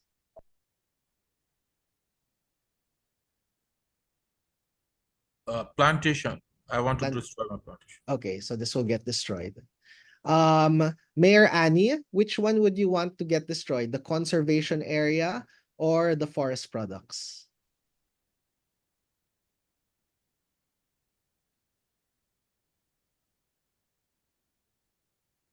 You're muted, Dr. Annie. Sorry. The first one I cannot see. Now it's a crisis, right? It's a crisis. Yes, because it's a crisis. So now I need to minus one of the 3, right? One of the it's one of either the green. one of One the of the green green. ones. Yes. One of the green is either forest products or conservation area. Is the one forest? Forest products gives a bit of points. So right now it's 3 points, while the conservation gives 0 points but adds to the forests. Which one? Extreme weather. Extreme weather. The extreme weather event is here, the flood. The flood. That's why the green investments, the investments in the mountains got affected.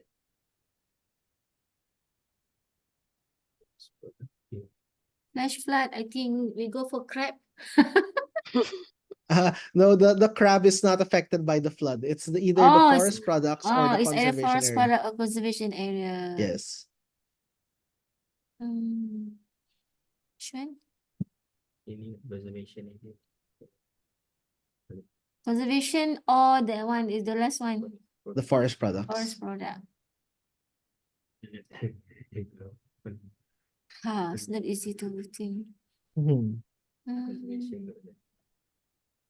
One gives Okay. some points and the other keeps the environment healthy. Cannot think already. I think the first one. The Conservation. conservation area. Okay.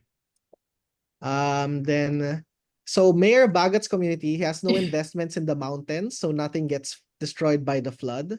Yeah. And Mayor Nizar also did not have any investments in the mountains, so nothing got destroyed by the flood. Okay. So that's one round of the game. So it just shows that the importance that it's important to have investments in your community, but also to make sure the environment protects you from these crises. Let's count your scores to see who's leading. So in the fishing village is worth 3 points right now. So Mayor Kazi has 3 points because he has one fishing village, which is worth 3 points. Mayor Annie has a crab farm and a forest products. The crab farm is worth 3 points because the crab farm is worth 5 points because of the mangroves are very healthy, while the forest product is worth 3 points. So Mayor Annie has 8 points. Mayor Bagat has a commercial fishery that's worth 4 points and 2 crab farms which are worth 5 points each. So Mayor Bagat has 14 points.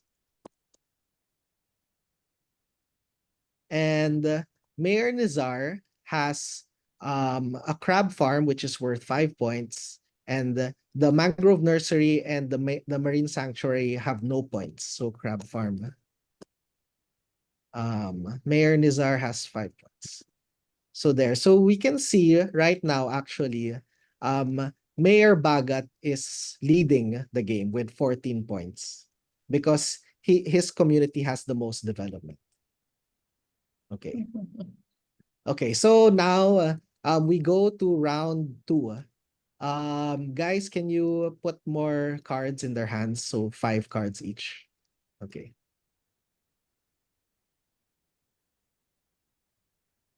So I'll put this back here. So for this sample game, we only draw to 5 cards, but in the full game, it's draw to 7 cards.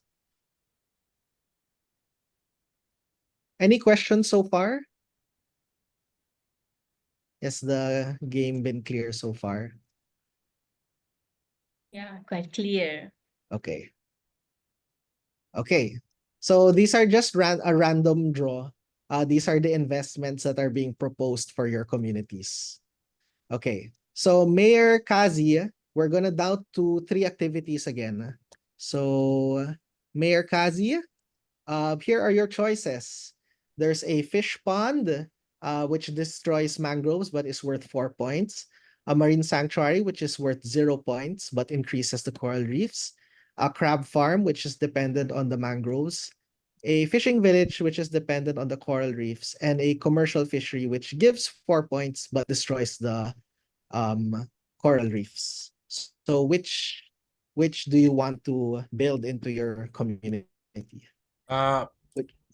Fishing village. Oh, sorry. Okay, fishing village. Yes, and crab farm. Okay, crab farm. And marine sanctuary. Marine sanctuary. Okay. Mayor Annie, what do you want to put in your activity? So there are 3 fishing villages, 1 crab farm, and 1 fish pond.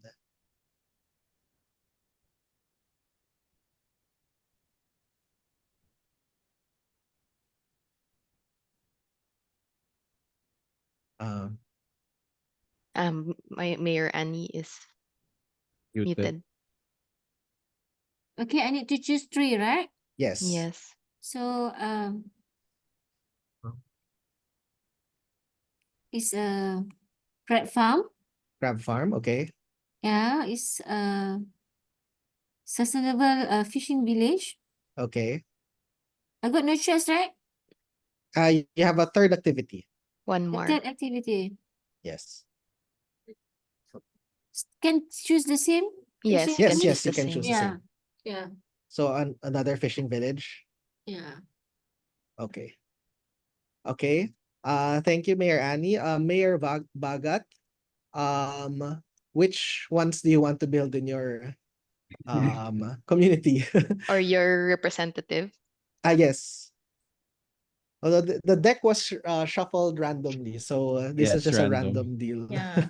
Can you again share this conditions? What do each do? Okay. So the mine gives 4 points. These are all commercial investments, so they all Yeah. give 4 points. Yeah. But the mine you can choose which to destroy, which environment. The commercial fishery destroys coral reefs. The plantations destroys forests.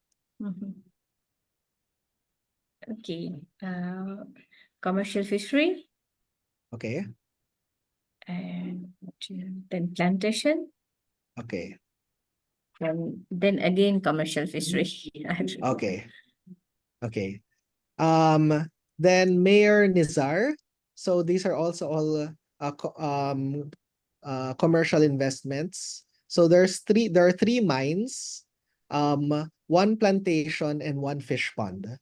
So they're all worth 4 points and they all destroy the environment.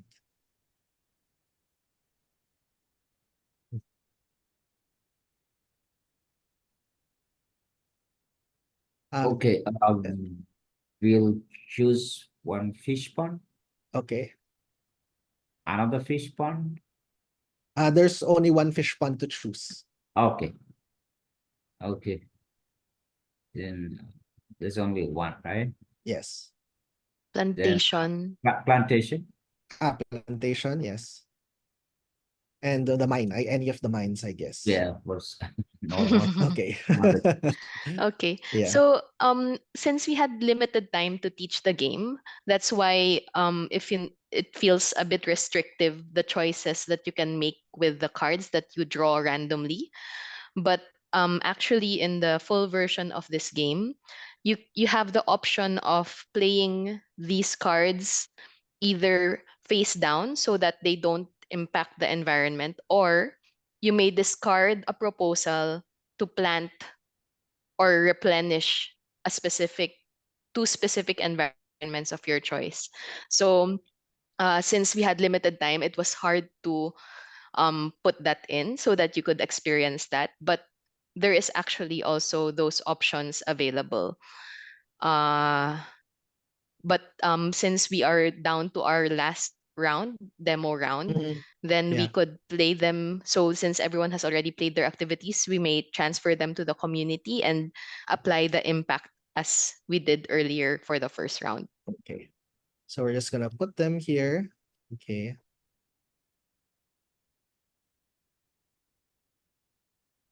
Okay. So gonna okay. So we're gonna now do the impact. So the impact on forests. So we're gonna check Mayor Kazi's community has a conservation area, so it increases it by 1. Then because of global warming, so the impacts are continuous. If you put down a conservation area, it will the impact will happen every round. But likewise, if you put down a commercial product, a commercial investment, its effect will also happen every round. And the effect of global warming is also continuous, so it will always destroy the environment. So we added 1 forest from the conservation area.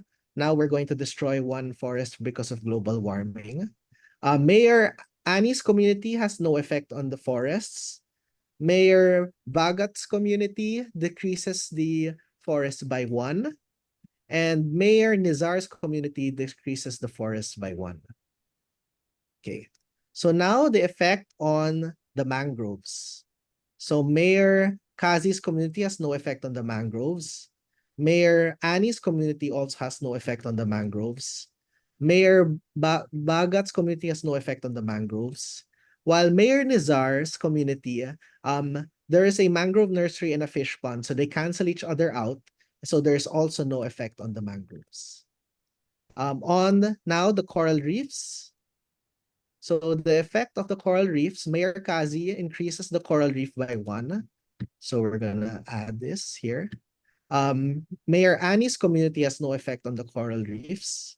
Mayor Bagat's community though destroys 3 coral reefs. So we're gonna 1, 2, 3. So we can see now the health of the coral reefs has been heavily degraded. And the Mayor Nizar's community increases the coral reef by 1. So we're gonna put here. But however, because of global warming, the coral reefs is also destroyed by 1.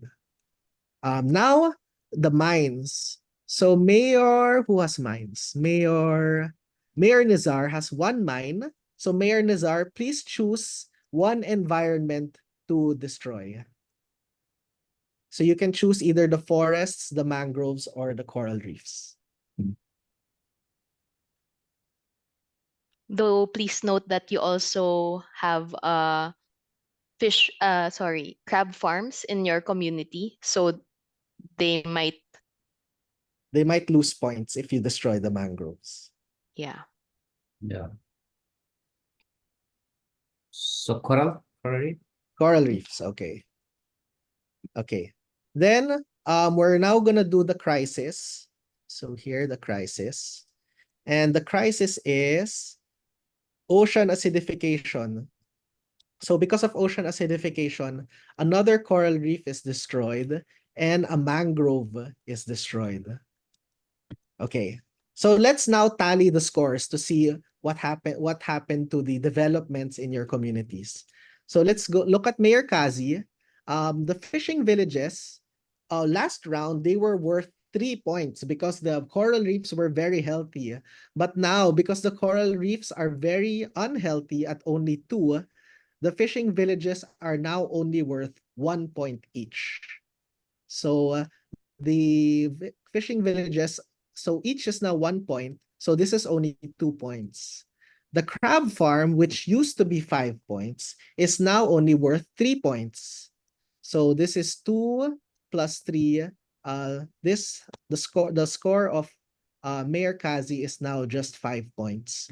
So what can happen is, because you share the environment, commercial investments from other communities, such as these commercial fisheries, can negatively affect the sustainable investments of other communities. Okay, so now let's look at Mayor Annie's community. The crab farms are worth 3 points when they used to be worth 5 points. The forest products is now worth 2 points instead of 3 points from last round. And the fishing villages are now only worth 1 point each. So that's 3 plus 3 is 6 plus 2, 8 plus 1 plus 1. So 10. 10. Okay. Now, Mayor Bagat's community has 2 crab farms, which are worth 3 points each. So 6. And they have 4 commercial investments. So, and each of these are worth 4 points. So 4 times 4 is 16 plus 6. So that's 22. So Mayor Bagat has 22 development points. And as for Mayor Nizar, the crab farm, which used to be 5 points, is now worth 3 points. And then they have 1 fish pond, which is worth 4, so that's 7. Plus a plantation, which is 4 points, which is 11. Plus another mine, which is 4 points, which is 15. So this is now 15 points. So this is a very short version of the game. So we're only playing these 2 rounds. So in the end, the score is, these are the final scores, and the winner is Mayor Bagat with 22 points, and second place is Mayor Nizar with 15 points. Okay, thank you. There's also an epilogue. Wait, let me just Aaron, can you sum this up? It's 52. The development 52. points are 52. Okay. And the environment is at 714. Okay. So with this game, depending on how the game ends, there is also an epilogue, which is the story of your province. It depends on how much environment and how much development points the total, all the players accumulated throughout the game. So for this game, I think we had high development. So there was a lot of development, but low environment because there was a lot of damage to the environment. So the epilogue is this. I'll read it out. Unchecked development has exploited the environment to the point of depletion, leaving little for future generations. Though you are rich, your actions have left you vulnerable. One storm is enough to topple the progress you have gained. Better channel your resources now to rehabilitate the environment while you still can. The storm is coming. So I And, guess it's also referencing to the extreme weather events, like the flood earlier, because if the environment is a lower health, then more investments would have to be destroyed. Yes, one of the environment, the one of the extreme weather events is this one, the typhoon.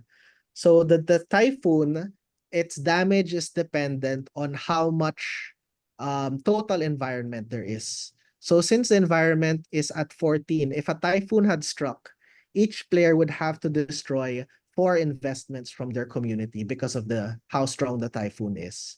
If the environment was healthier, then the damage would also be less. So that's basically a short experience of Resilient Survive and Thrive. Uh, this is just so that you can experience the game, how it plays. But yeah, if you guys want to play a full game, then maybe we could just get in contact since right now we had limited time. But to play a full game, maybe an hour and a half to 2 hours is might be needed. But yes, we are so happy that we could share this game with you. I mean, it's very rare that we can share the game out to friends outside of the Philippines. So yeah, we would really be uh excited to also share it more if you guys would want to share this to your respective cities or constituents.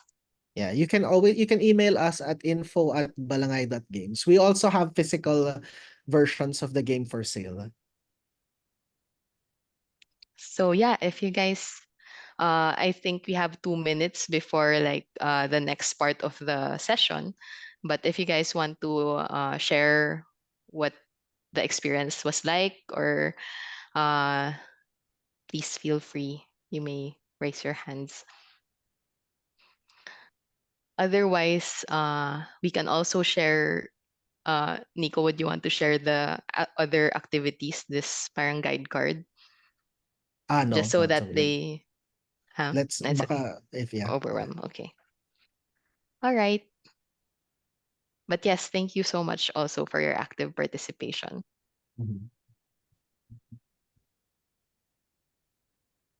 Okay, thank you very much to Because our moderators. Go ahead, Dr. crisis. Annie. Yeah, we cannot change the crisis, right? So we have to adapt with the crisis. Yes. We have no choice. We have to adapt. We have to change. I mean, we have to face the we don't know what the crisis will be, you know. So Yes. once you go for investment, because you cannot anticipate what the crisis will be. The crisis will be sometimes it's a floods, it's a ocean acidic, you know, and also a typhoon. So we to win this game, I think you need to anticipate what is the crisis before you invest. Maybe that is my takeaway. Yeah, my takeaway from this game. Yeah. Yeah, there are You want different to kinds of anticipate or be crisis in the game. prepared for any crisis that might hit. Yeah.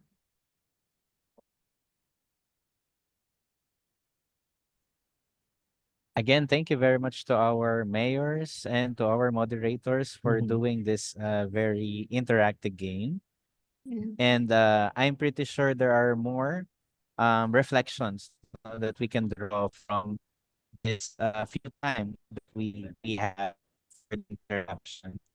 But again, the day this of every local government, for example, for your decision for our environment. So if we have more time, no, we will be discussing more of this. But I think I can share the screen with Dr. Adil for us to integrate more in terms of the topic on Nico, can you? urban Thank you. facilities.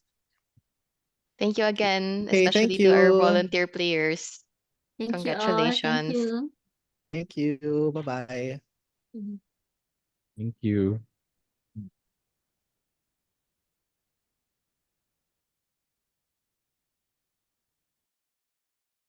Edgar, did you want to spend some more time discussing this, or shall we get into the moderated discussion? We can go with your discussion. Don't worry. Okay. Well, and we can certainly use part of that to add more reflections from the honorable mayors. And thanks for those of you who already provided some inputs on how this experience was useful. So we'll now go into the discussion mode for the next about 40 minutes or so. And the idea is to get you to start discussing what is happening within your own cities. And, in order to do that, we have some framing questions. So if we can go to the next slide, please. So, we had this in the game, we had this hypothetical version of what was happening, what kind of developments were you doing, and how they were leading to building resilience, or they might be resulting in short-term economic gain, but long-term disasters for certain parts of your ecosystem. And I also realized that as I was looking through the game is obviously designed for coastal communities, or this version is, and your own city may not be a coastal community, so the situation would look significantly different. So what we would like to do is go around with each of the mayors, and anyone who would like to volunteer, we can start with, and talk about whether you can identify specific climate change impacts in your city, how have you responded to the situation, and whether that response has truly been resilient. And as Chingwen was describing, the notion of being resilient is that once that external impact is removed, are you able to go back to where you were, or maybe you were able to recover to a better position where you were before? So it's basically looking at a specific case where you felt the impact of climate change, you responded to it, and you thought it was resilient. Maybe you can think back now and discuss whether it truly was resilient. And we can then discuss, after having had these kind of dialogues, whether you would now respond differently now that you have maybe some extra bits of knowledge in your hands. Okay, so it's meant to be quite interactive. What I'll do is I'll post these questions in the chat box so that we can stop sharing and we can look at each other in a bit more a clear way. Okay, and just give me a moment. Okay, so yeah, I've posted those 4 questions in the meeting chat. So please feel free to turn on your cameras and participate. I would invite anyone to volunteer if you would like to start. Mayor Ali Nizar, I see you are unmuted. Would you like to go first? I think I'm not. Yeah. Okay. Here in Maldives, we have a situation where we are very vulnerable to environmental impacts, negative impacts. Normally, most of you must have heard that we have very low-lying islands. Because of that, the sea level rise would be a concern for us all, and which is for the last 10 to 15 years, which is impacting very much. So in my city, in Addo city, we have mostly annually we will have 3-4 events of tidal floodings. So which has been common for the last 20 years.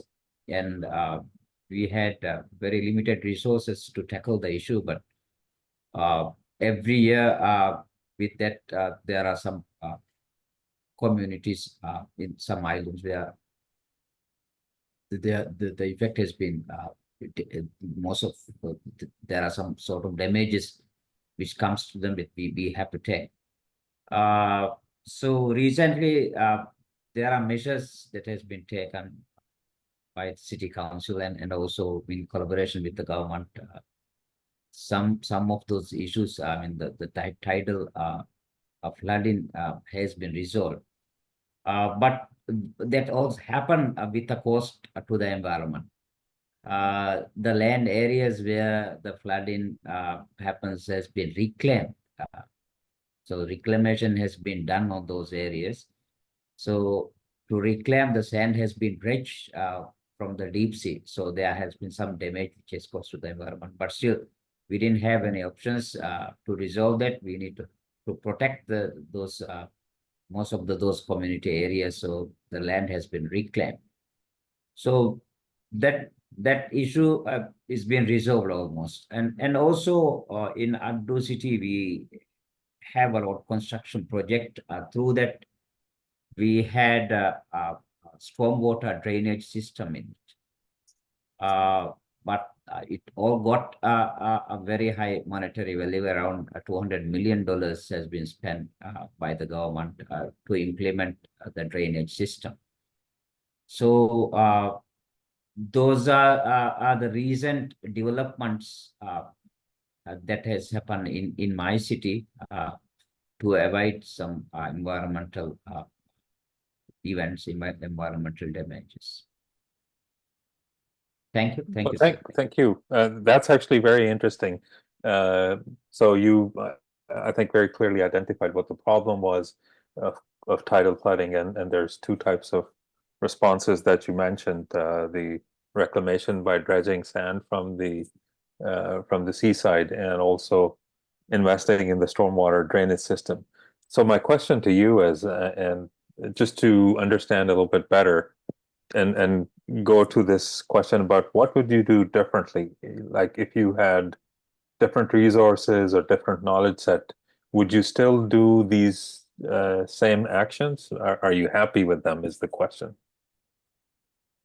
I think with the developments and also the expansion of and also the increase of our population, there are some measures that we have to take by having a cost to the environment. But all these projects are being done, having all environmental assessment has been done. That is a compulsory thing to do in Maldives whenever we have a development project. I think most of the countries that has to happen. Environmental assessment has to be done, which is a compulsory thing to do. So all assessment has been done, and also to mitigate the environmental damages, all measures have been taken. So while we reclaim the land, we need to have protection barriers beyond the reclaimed area, so that the silt won't be spread out to the outer sea. So those sort of measures have been taken. And also, it is not only if the land has been reclaimed, we need to have shore protection measures. So to protect the shore side, boulders have to be put, and also key wall has to be put. So with that, the environmental damages also been mitigated. And while we do the stormwater drainage, we have a canal, sort of concrete canal system to implement this drainage system. So to do that, a lot of water have to be dewatered. So we assure that which have to be drained out to the land, which must not go to the sea. So those sort of measures have been taken while we go through the projects. Okay.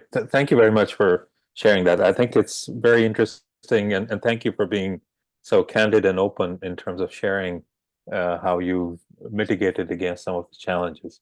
Well, let's go to Mayor Balaksher Kazi, who has been very patiently waiting.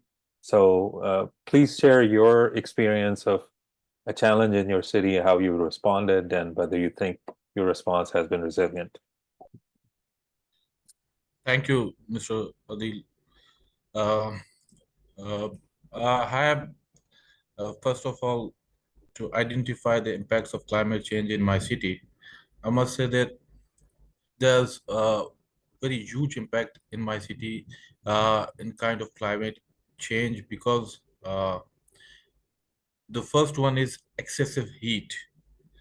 There's the heat, excessive heat is, since last 2 months, the temperature is constantly rising above near and above 50s.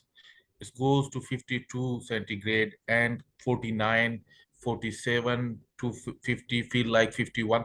So it's constantly excessive heat, which is felt in my city.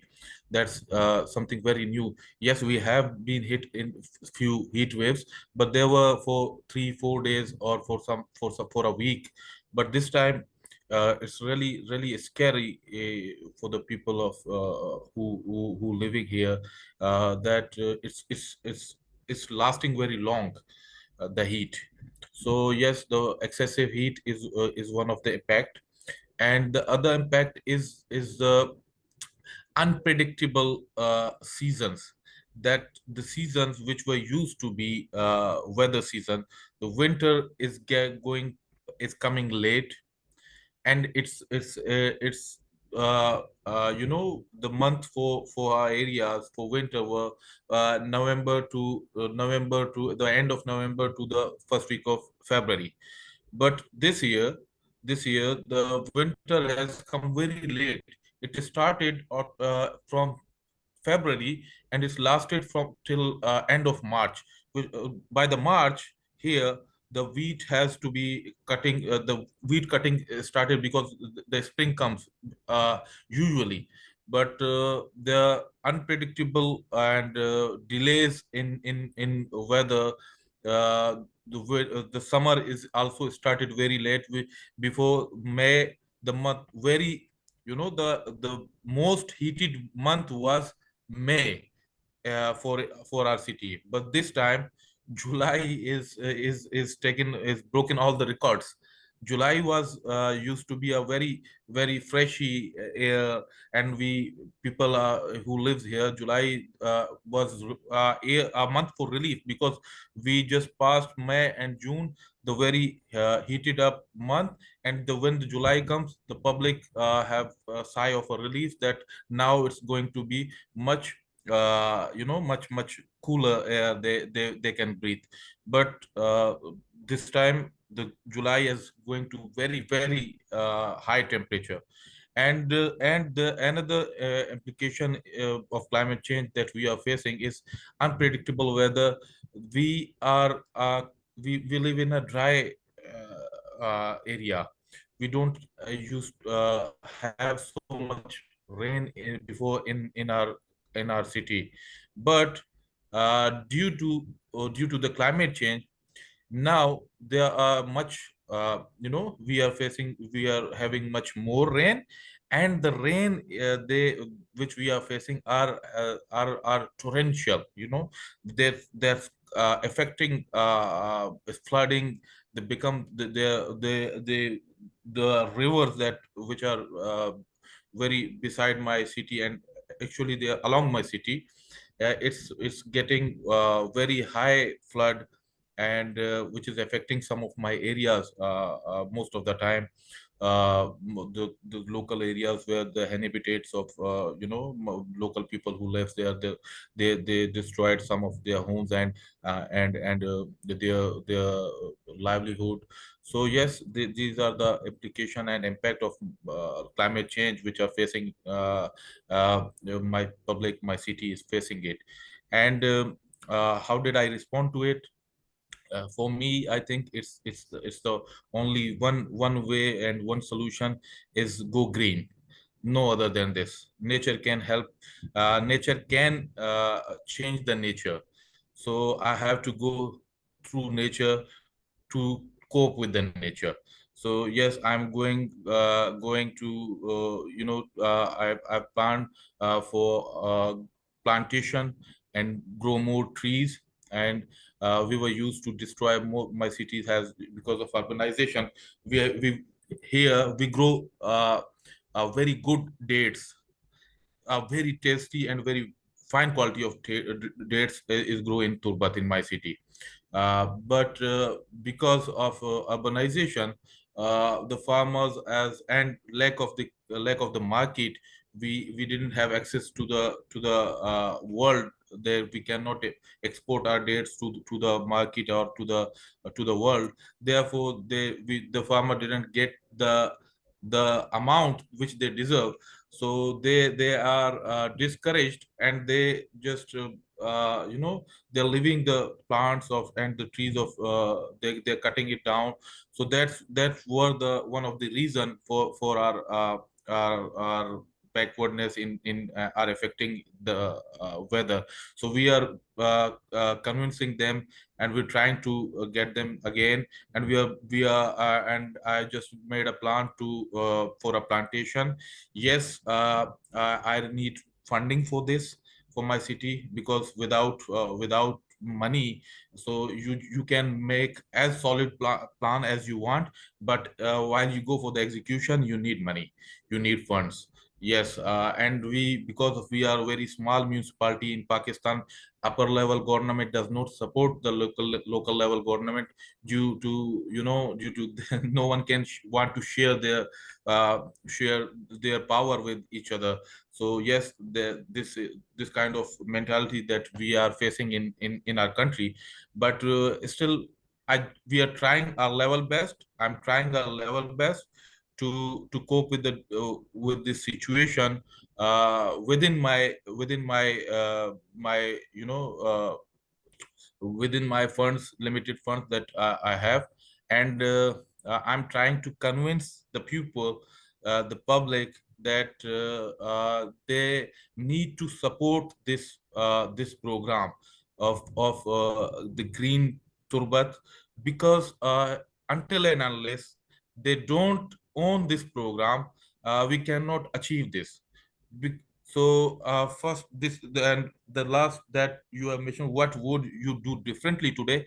The difference that I can do, it would be to approach public and convince them to own this project and grow the trees in their backyards and their front yards and their in front of their shops. And if government uh, uh, uh, you know put a tree in front of their shop, so they need to protect it. They just give water to them. So until and unless the people support the municipality or the government can't achieve the goals by itself. So yes, we need the support of public, and I think I have to deal this differently by convincing the people, by giving them giving them the solution that we are trying to what they are facing, and what will be the impacts after 5-10 years, that we are doing it right now. And if they support us, that the temperature will come down for 2-3 centigrades, and we can contribute it in climate change as well. And another idea that I have been want to apply it, and I just started it with my own I started from my own offices and from some schools, that we I just going for green energy, but for solar energy. So I've just made a plan, and I will execute it within month, inshallah, to convert my office from this electricity to direct electricity from with solar energy. I just made it plan, and I just tendering it. It will go along with, first of all, I'll do it in my office, then I identify some of the schools.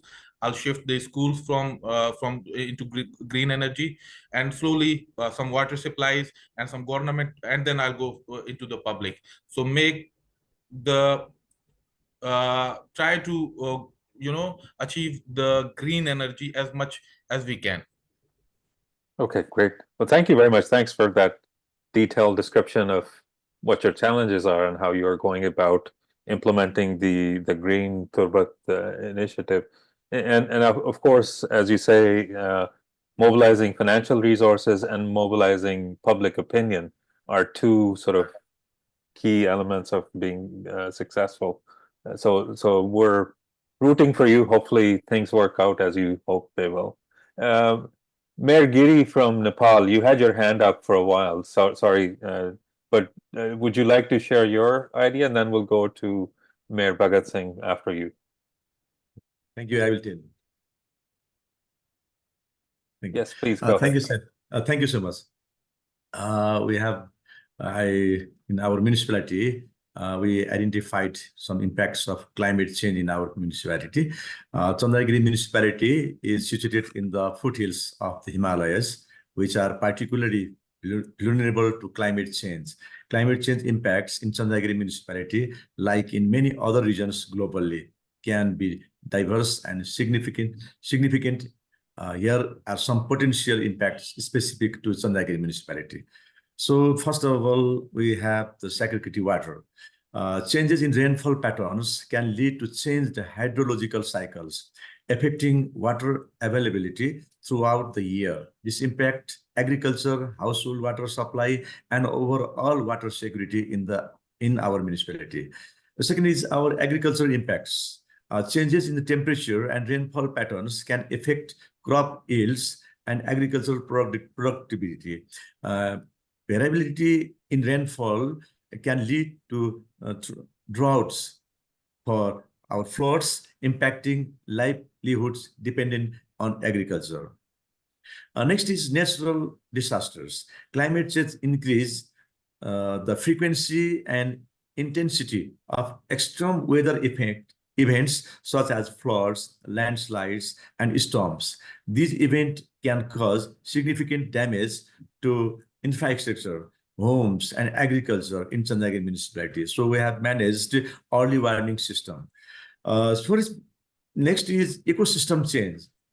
Change in temperature and precipitation and can alter local ecosystems, affecting biodiversity and ecosystem services such as pollination and water purification. Next is health impact is also doing here. Climate change can intensify health issues, including heart-related illness, vector-borne disease like malaria and dengue, and respiratory problems due to poor air quality. And next impact is infrastructure vulnerability. Infrastructure is Chandagiri municipality, including roads, bridges, and buildings, may be vulnerable to the impacts of extreme weather events like floods and landslides, leading to disruption and economic losses.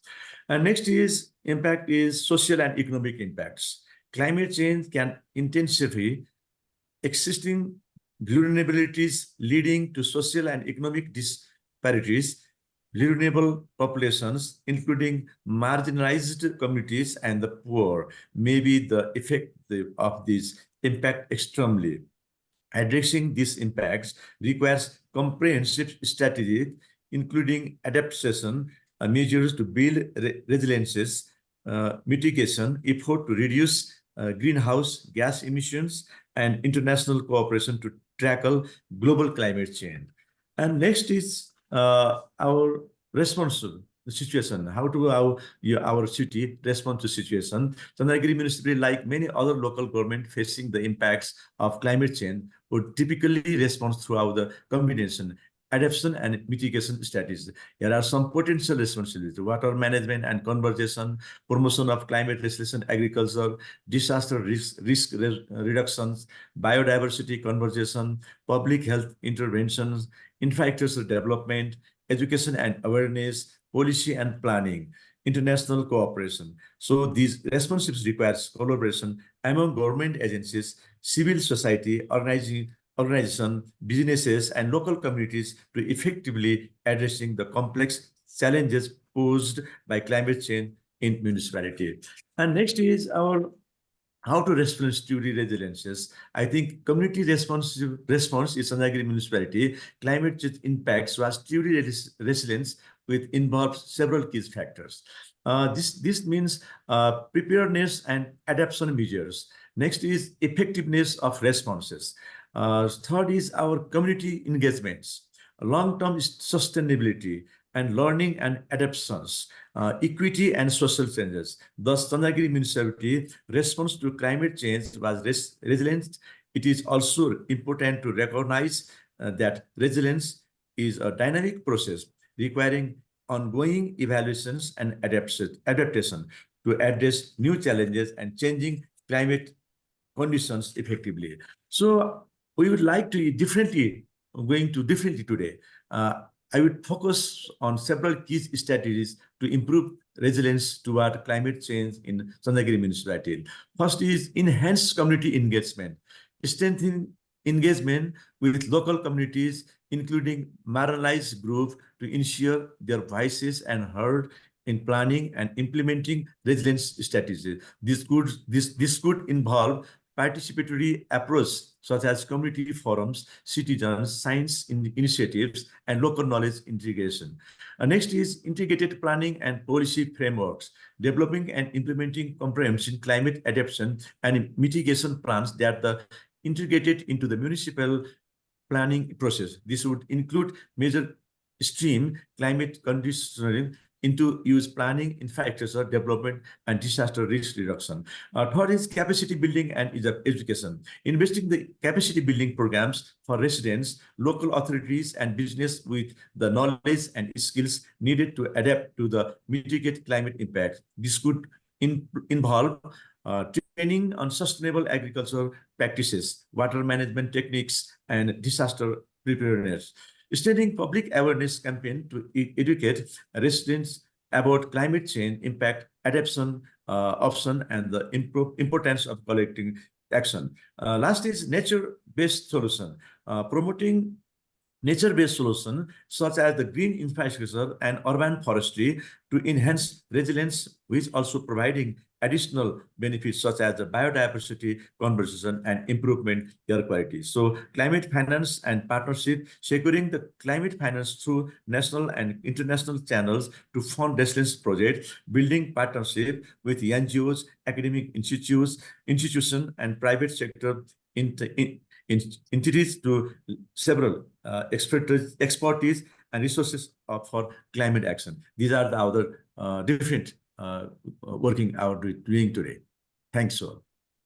Well, thank you very much. That was very comprehensive, and thanks for answering all the questions in a very complete way. So really appreciate that. I don't really have a lot of things to ask. Just one question, because the other two mayors pointed this out as well.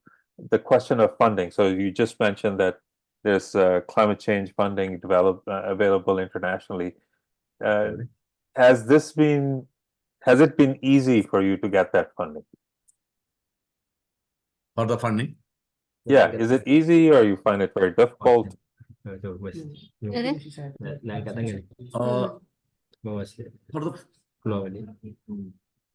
the funding, the international agencies also providing us the funding for the these types of the working. Okay. All right, great. Thank you very much. So we go next to Mayor Bhagat Singh from Nepal. So you had your hand up. Please go ahead. Okay, good afternoon, everyone. And thank you for this opportunity that on the behalf of the mayor, I would like to share some of the points that he has stated about. As the municipality belongs in the hilly region, the foremost challenges that the local government has been facing right now is the scarce water resources. The sources of water have been disappearing day by day. As the local government belongs to the hilly region, because of the scarce water resources, the livelihood of people have been hampered a lot. And as a result of the climate change as well,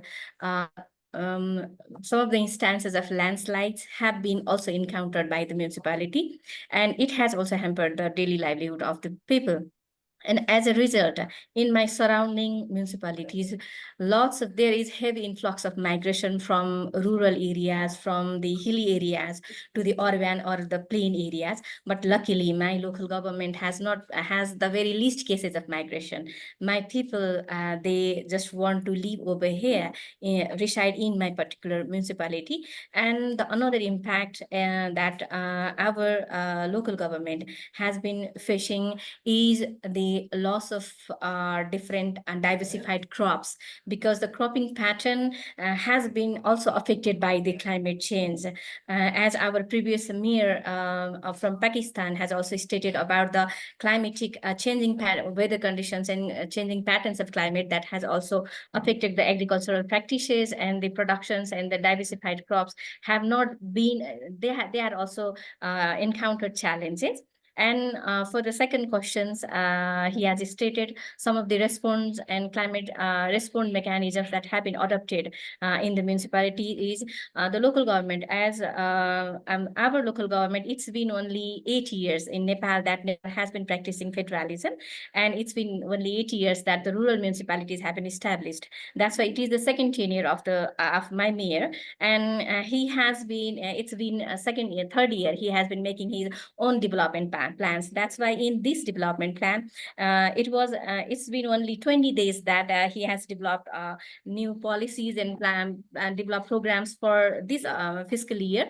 And in that, he has massively integrated the disaster risk reduction mechanisms and promoting green economic activities. And the foremost important part is that promoting local economic development, utilizing the indigenous knowledge and technologies with the green economic activities, integrating green economic activities, because this local government has a very huge potentiality to promote agriculture, diversified agricultural practices in this particular area. But the most important part is the scarce, the disappearing resources of water resources. That's why the voters or the people, they make demand, keeping other things in constant. The people have a demand that if you provide the water resources and clean water resources for us, then you will be selected in another election. Otherwise, we are not going to vote you. That's why it is a very challenging task for addressing this issue. And there are also climatic activities and plan for combating with the climate change and the change initiatives. And in for the third question, he has stated that the response initiatives, regarding the response initiatives, the local government has initiated to develop integrated water shed management initiatives by starting with a very small plastic ponds, and conserving the river basins, and developing different ponds in between the jungles and in the top hills also. So watershed management has been initiated by the local government right now. And community forest management initiative, because Nepal, as it is, I have already stated that it belongs to the hilly region, and we do have a very good coverage of water forest resources. That's why utilizing that particular forest resources and connecting with the green and local economic development that should be sustainable has been another priority for combating the effects of climate change. And in the meantime, renewable energy projects have been also planned by the municipality, and we have been making collaboration with our national community, CS multi-stakeholders, to co-create the renewable energy development projects with connecting with schools and communities, and that support on the direct livelihoods of the rural people, our community people. And DRR reduction and management initiatives are also being planned, and water and sanitation projects have also been planned. And in number 4, and we are running out of time, so that's why I'm being quite fast. For number 4, he has stated that eco villages and climate resilient infrastructures that has been also planned by the local government, and climate resilient crop varieties and seed banks. We have also made some of the initiatives have been made, and these are ongoing. And traditional water management systems, because we do have a very good practice of indigenous knowledge and technologies that we adopt. That's why that should be promoted. So traditional water management system have been also implemented. And there were lots of pine trees on the top hills of the different mountains of the local government. So last year, all the pine trees were chopped down, and we have replanted those plants who does have that regenerating capacity for generating water resources. So and another is disaster risk reduction initiatives through indigenous practices have been also promoted. And finally, we have been making a collaboration. We have been searching for different entities that could create or collaborate or support us in this journey. So it's been quite difficult in the case of rural municipalities to get engagement from the development partners, especially for the local governments who are in a very remote areas. Generally, municipalities are quite near for the intervention. That's why it's been quite challenging, but we have been exploring for the collaborating opportunities with all the internal and external development partners, and our community engagement, community participation in local CSOs have been also approached for that. Thank you so much. Thank you very much, and thanks also to Mayor Bhagat Singh for pulling all this information together. It seems like that there is quite a lot going on, and it looks like a very impressive plan.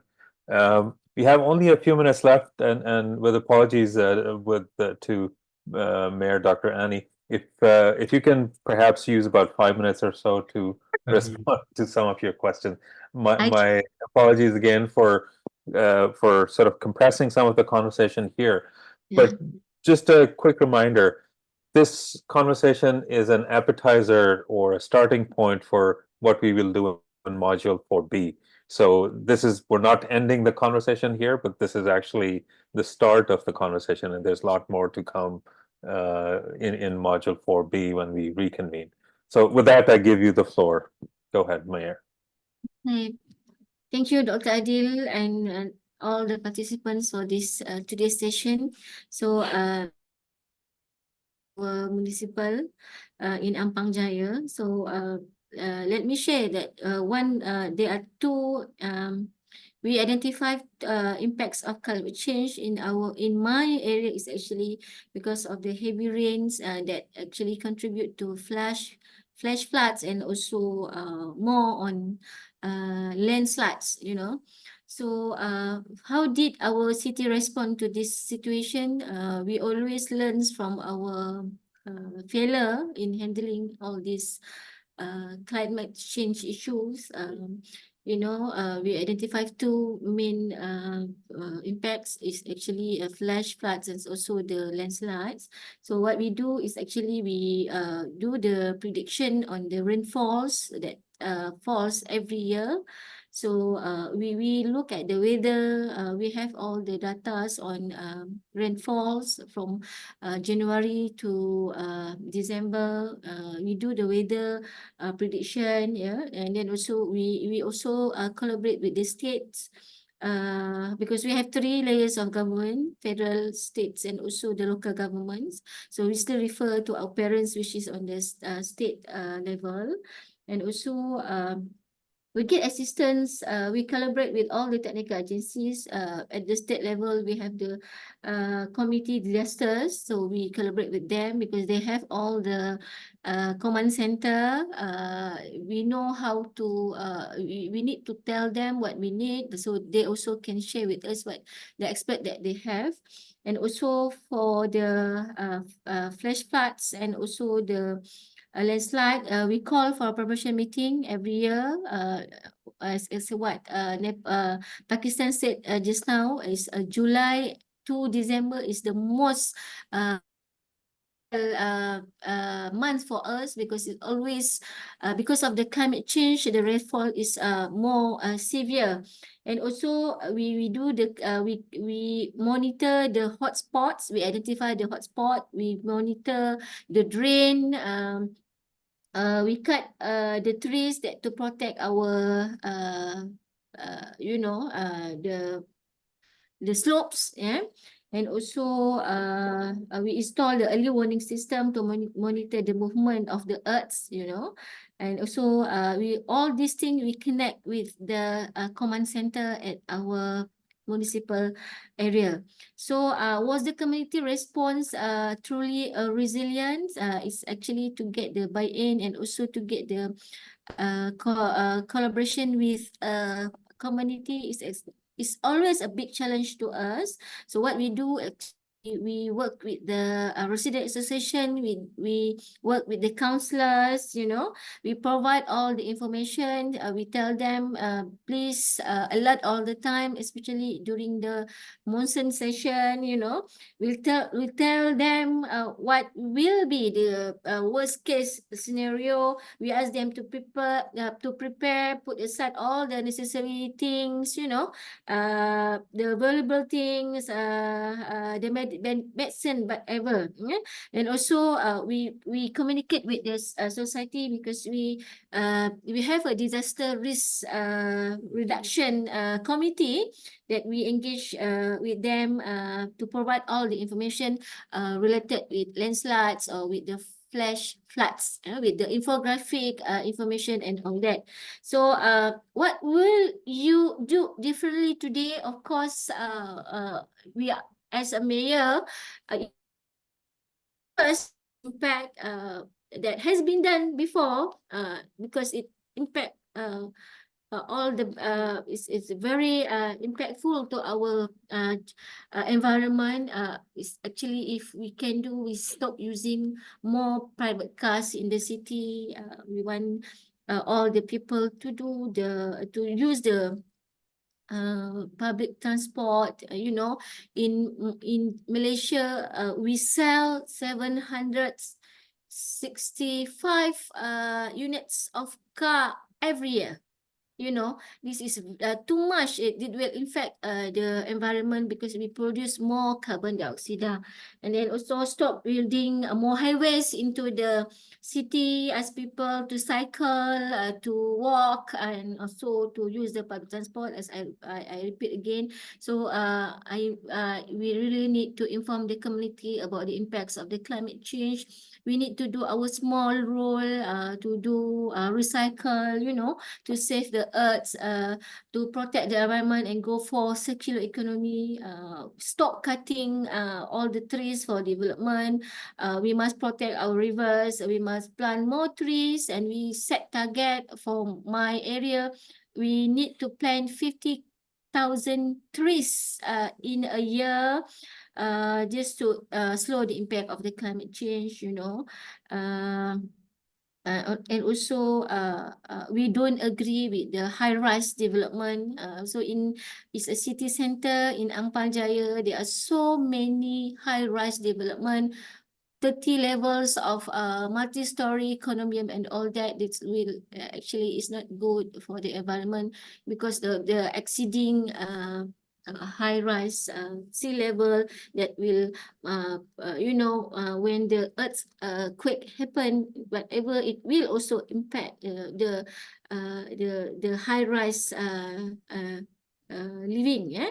And also we go for also for urban farming, yeah, to protect the food security. And yeah, that is a few things that I can do differently from today. But you know, it's always a big challenge for us because we don't do it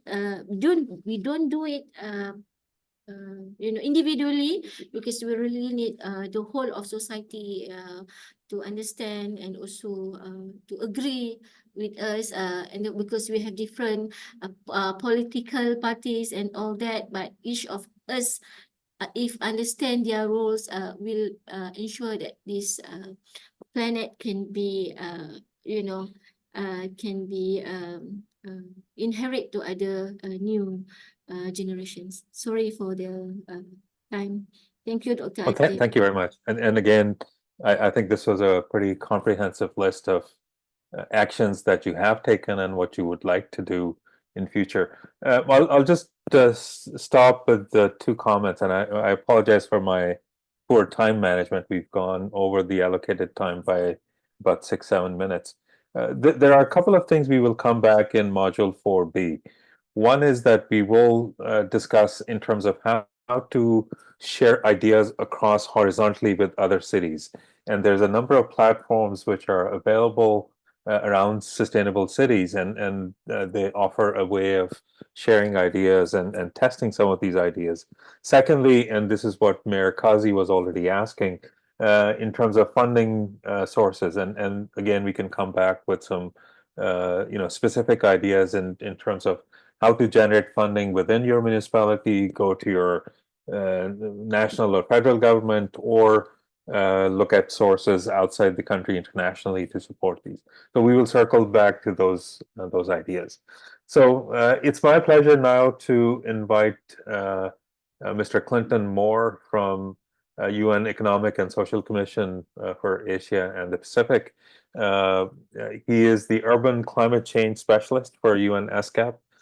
So Clinton, my apologies again for going a little bit over the time, but we still have, I would say, about 5 minutes or so for the closing remarks. So I hand over the floor to you. No problem about the time, Dr. Adil. I have planned to be brief anyway and let the mayors return to their duties. So a pleasure to be with you all. I actually convened this resilience module last year when I was with UN Habitat, so a pleasure to see how the conversation has evolved. I only have one announcement to make, really, and that is in relation to the initiative that you would have identified previously in the course. So if we can just go to the next slide. Thank you. So the initiative was something that is really the key focus output of the Mayor's Academy. And this year I'm assisting the process of making it a bit more of a stronger output of the project. We've now had quite a few iterations of the academy and been able to learn how we could make these outputs more impactful and meaningful. So in this month, we will contact you again to reconfirm your initiatives that you would have previously identified, the mayors that have already identified their initiatives. So please wait for the contact from myself and the ESCAP team.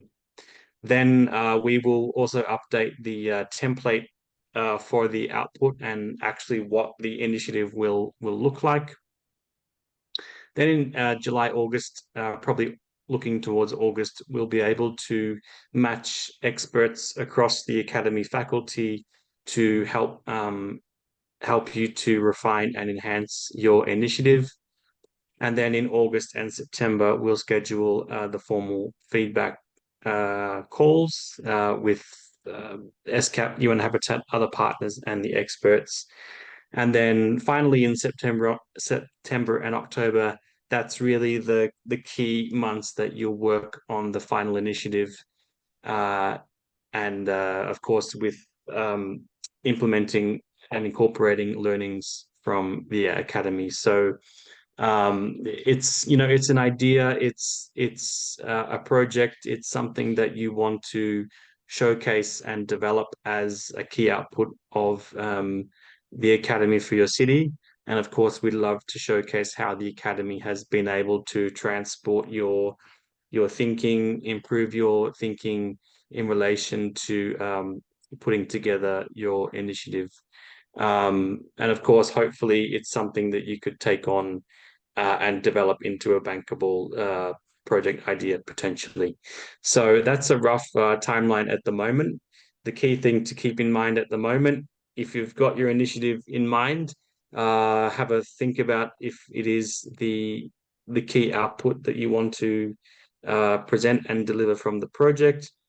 If you change your mind, if you have changed your mind, also please let us know after we contact you, because I believe it was a couple of modules ago that those were presented. So please just wait to be contacted by the ESCAP team. and then we can confirm your initiative and then get the ball rolling in terms of linking you up with the experts that we need to develop that initiative. So that's all from me, Dr. Adil and team. If there's any questions, I'm happy to take them. Otherwise, that's all from me. Thank you. Thank you very much, Clinton, and thank you for the very succinct comments. I would like to leave everyone with just a quick trailer of what we will do on in the module 4B. And as I was saying earlier, the conversations that we were just now having and listening to the experiences from different mayors and from different cities and how you address the climate change solutions, that is now the starting point for the discussion that we will have in module 4B. And we'll talk about approaches in which you can address climate change mitigation and climate change adaptation together. So there is a notion of low carbon resilience, and I'll talk a little bit more in detail about it. We'll talk about how infrastructure resilience can be built, how nature-based solutions that many of you had mentioned link into climate adaptation, and what are some of the local climate actions for climate mitigation. So there's room for more interactive discussion in the next module, and hopefully this will set you up for success in actions within your communities and within your cities. Christina, please go ahead. Hi there. Sorry, thanks, Adil. Just there's a message in the chat. I think, Clinton, did you see that? About the initiative? I actually cannot see it. The last message I see is from Tam. Okay, so there's a message from the mayor from Nepal, and it says, "May I be allowed to submit my initiative now? Would be grateful to know about it. Thank you. I've missed to submit it earlier." Yes, absolutely. So the opportunity for that submission will be when we contact you via email. So no need to worry too much if you haven't submitted it earlier. Maybe the mayor missed that module or something like that. So yeah, this is really the opportunity for us to advance the process. So if you haven't submitted your initiative yet, don't worry, you'll have the opportunity to do that. Thank you. Excellent. Well, thank you very much, everyone, honorable mayors, for your active participation and sharing some really interesting ideas. And it's setting us up for a successful discussion in Module 4B, which will be on 31st of July at the same time. And like I said, much more to come. Thank you very much, and have a good rest of the day. We'll see you, in a couple of weeks. Thank you. Bye-bye. Thank you. Thank you. Thank you so much. Everyone, have a good Namaste. day Thank you. ahead. Bye.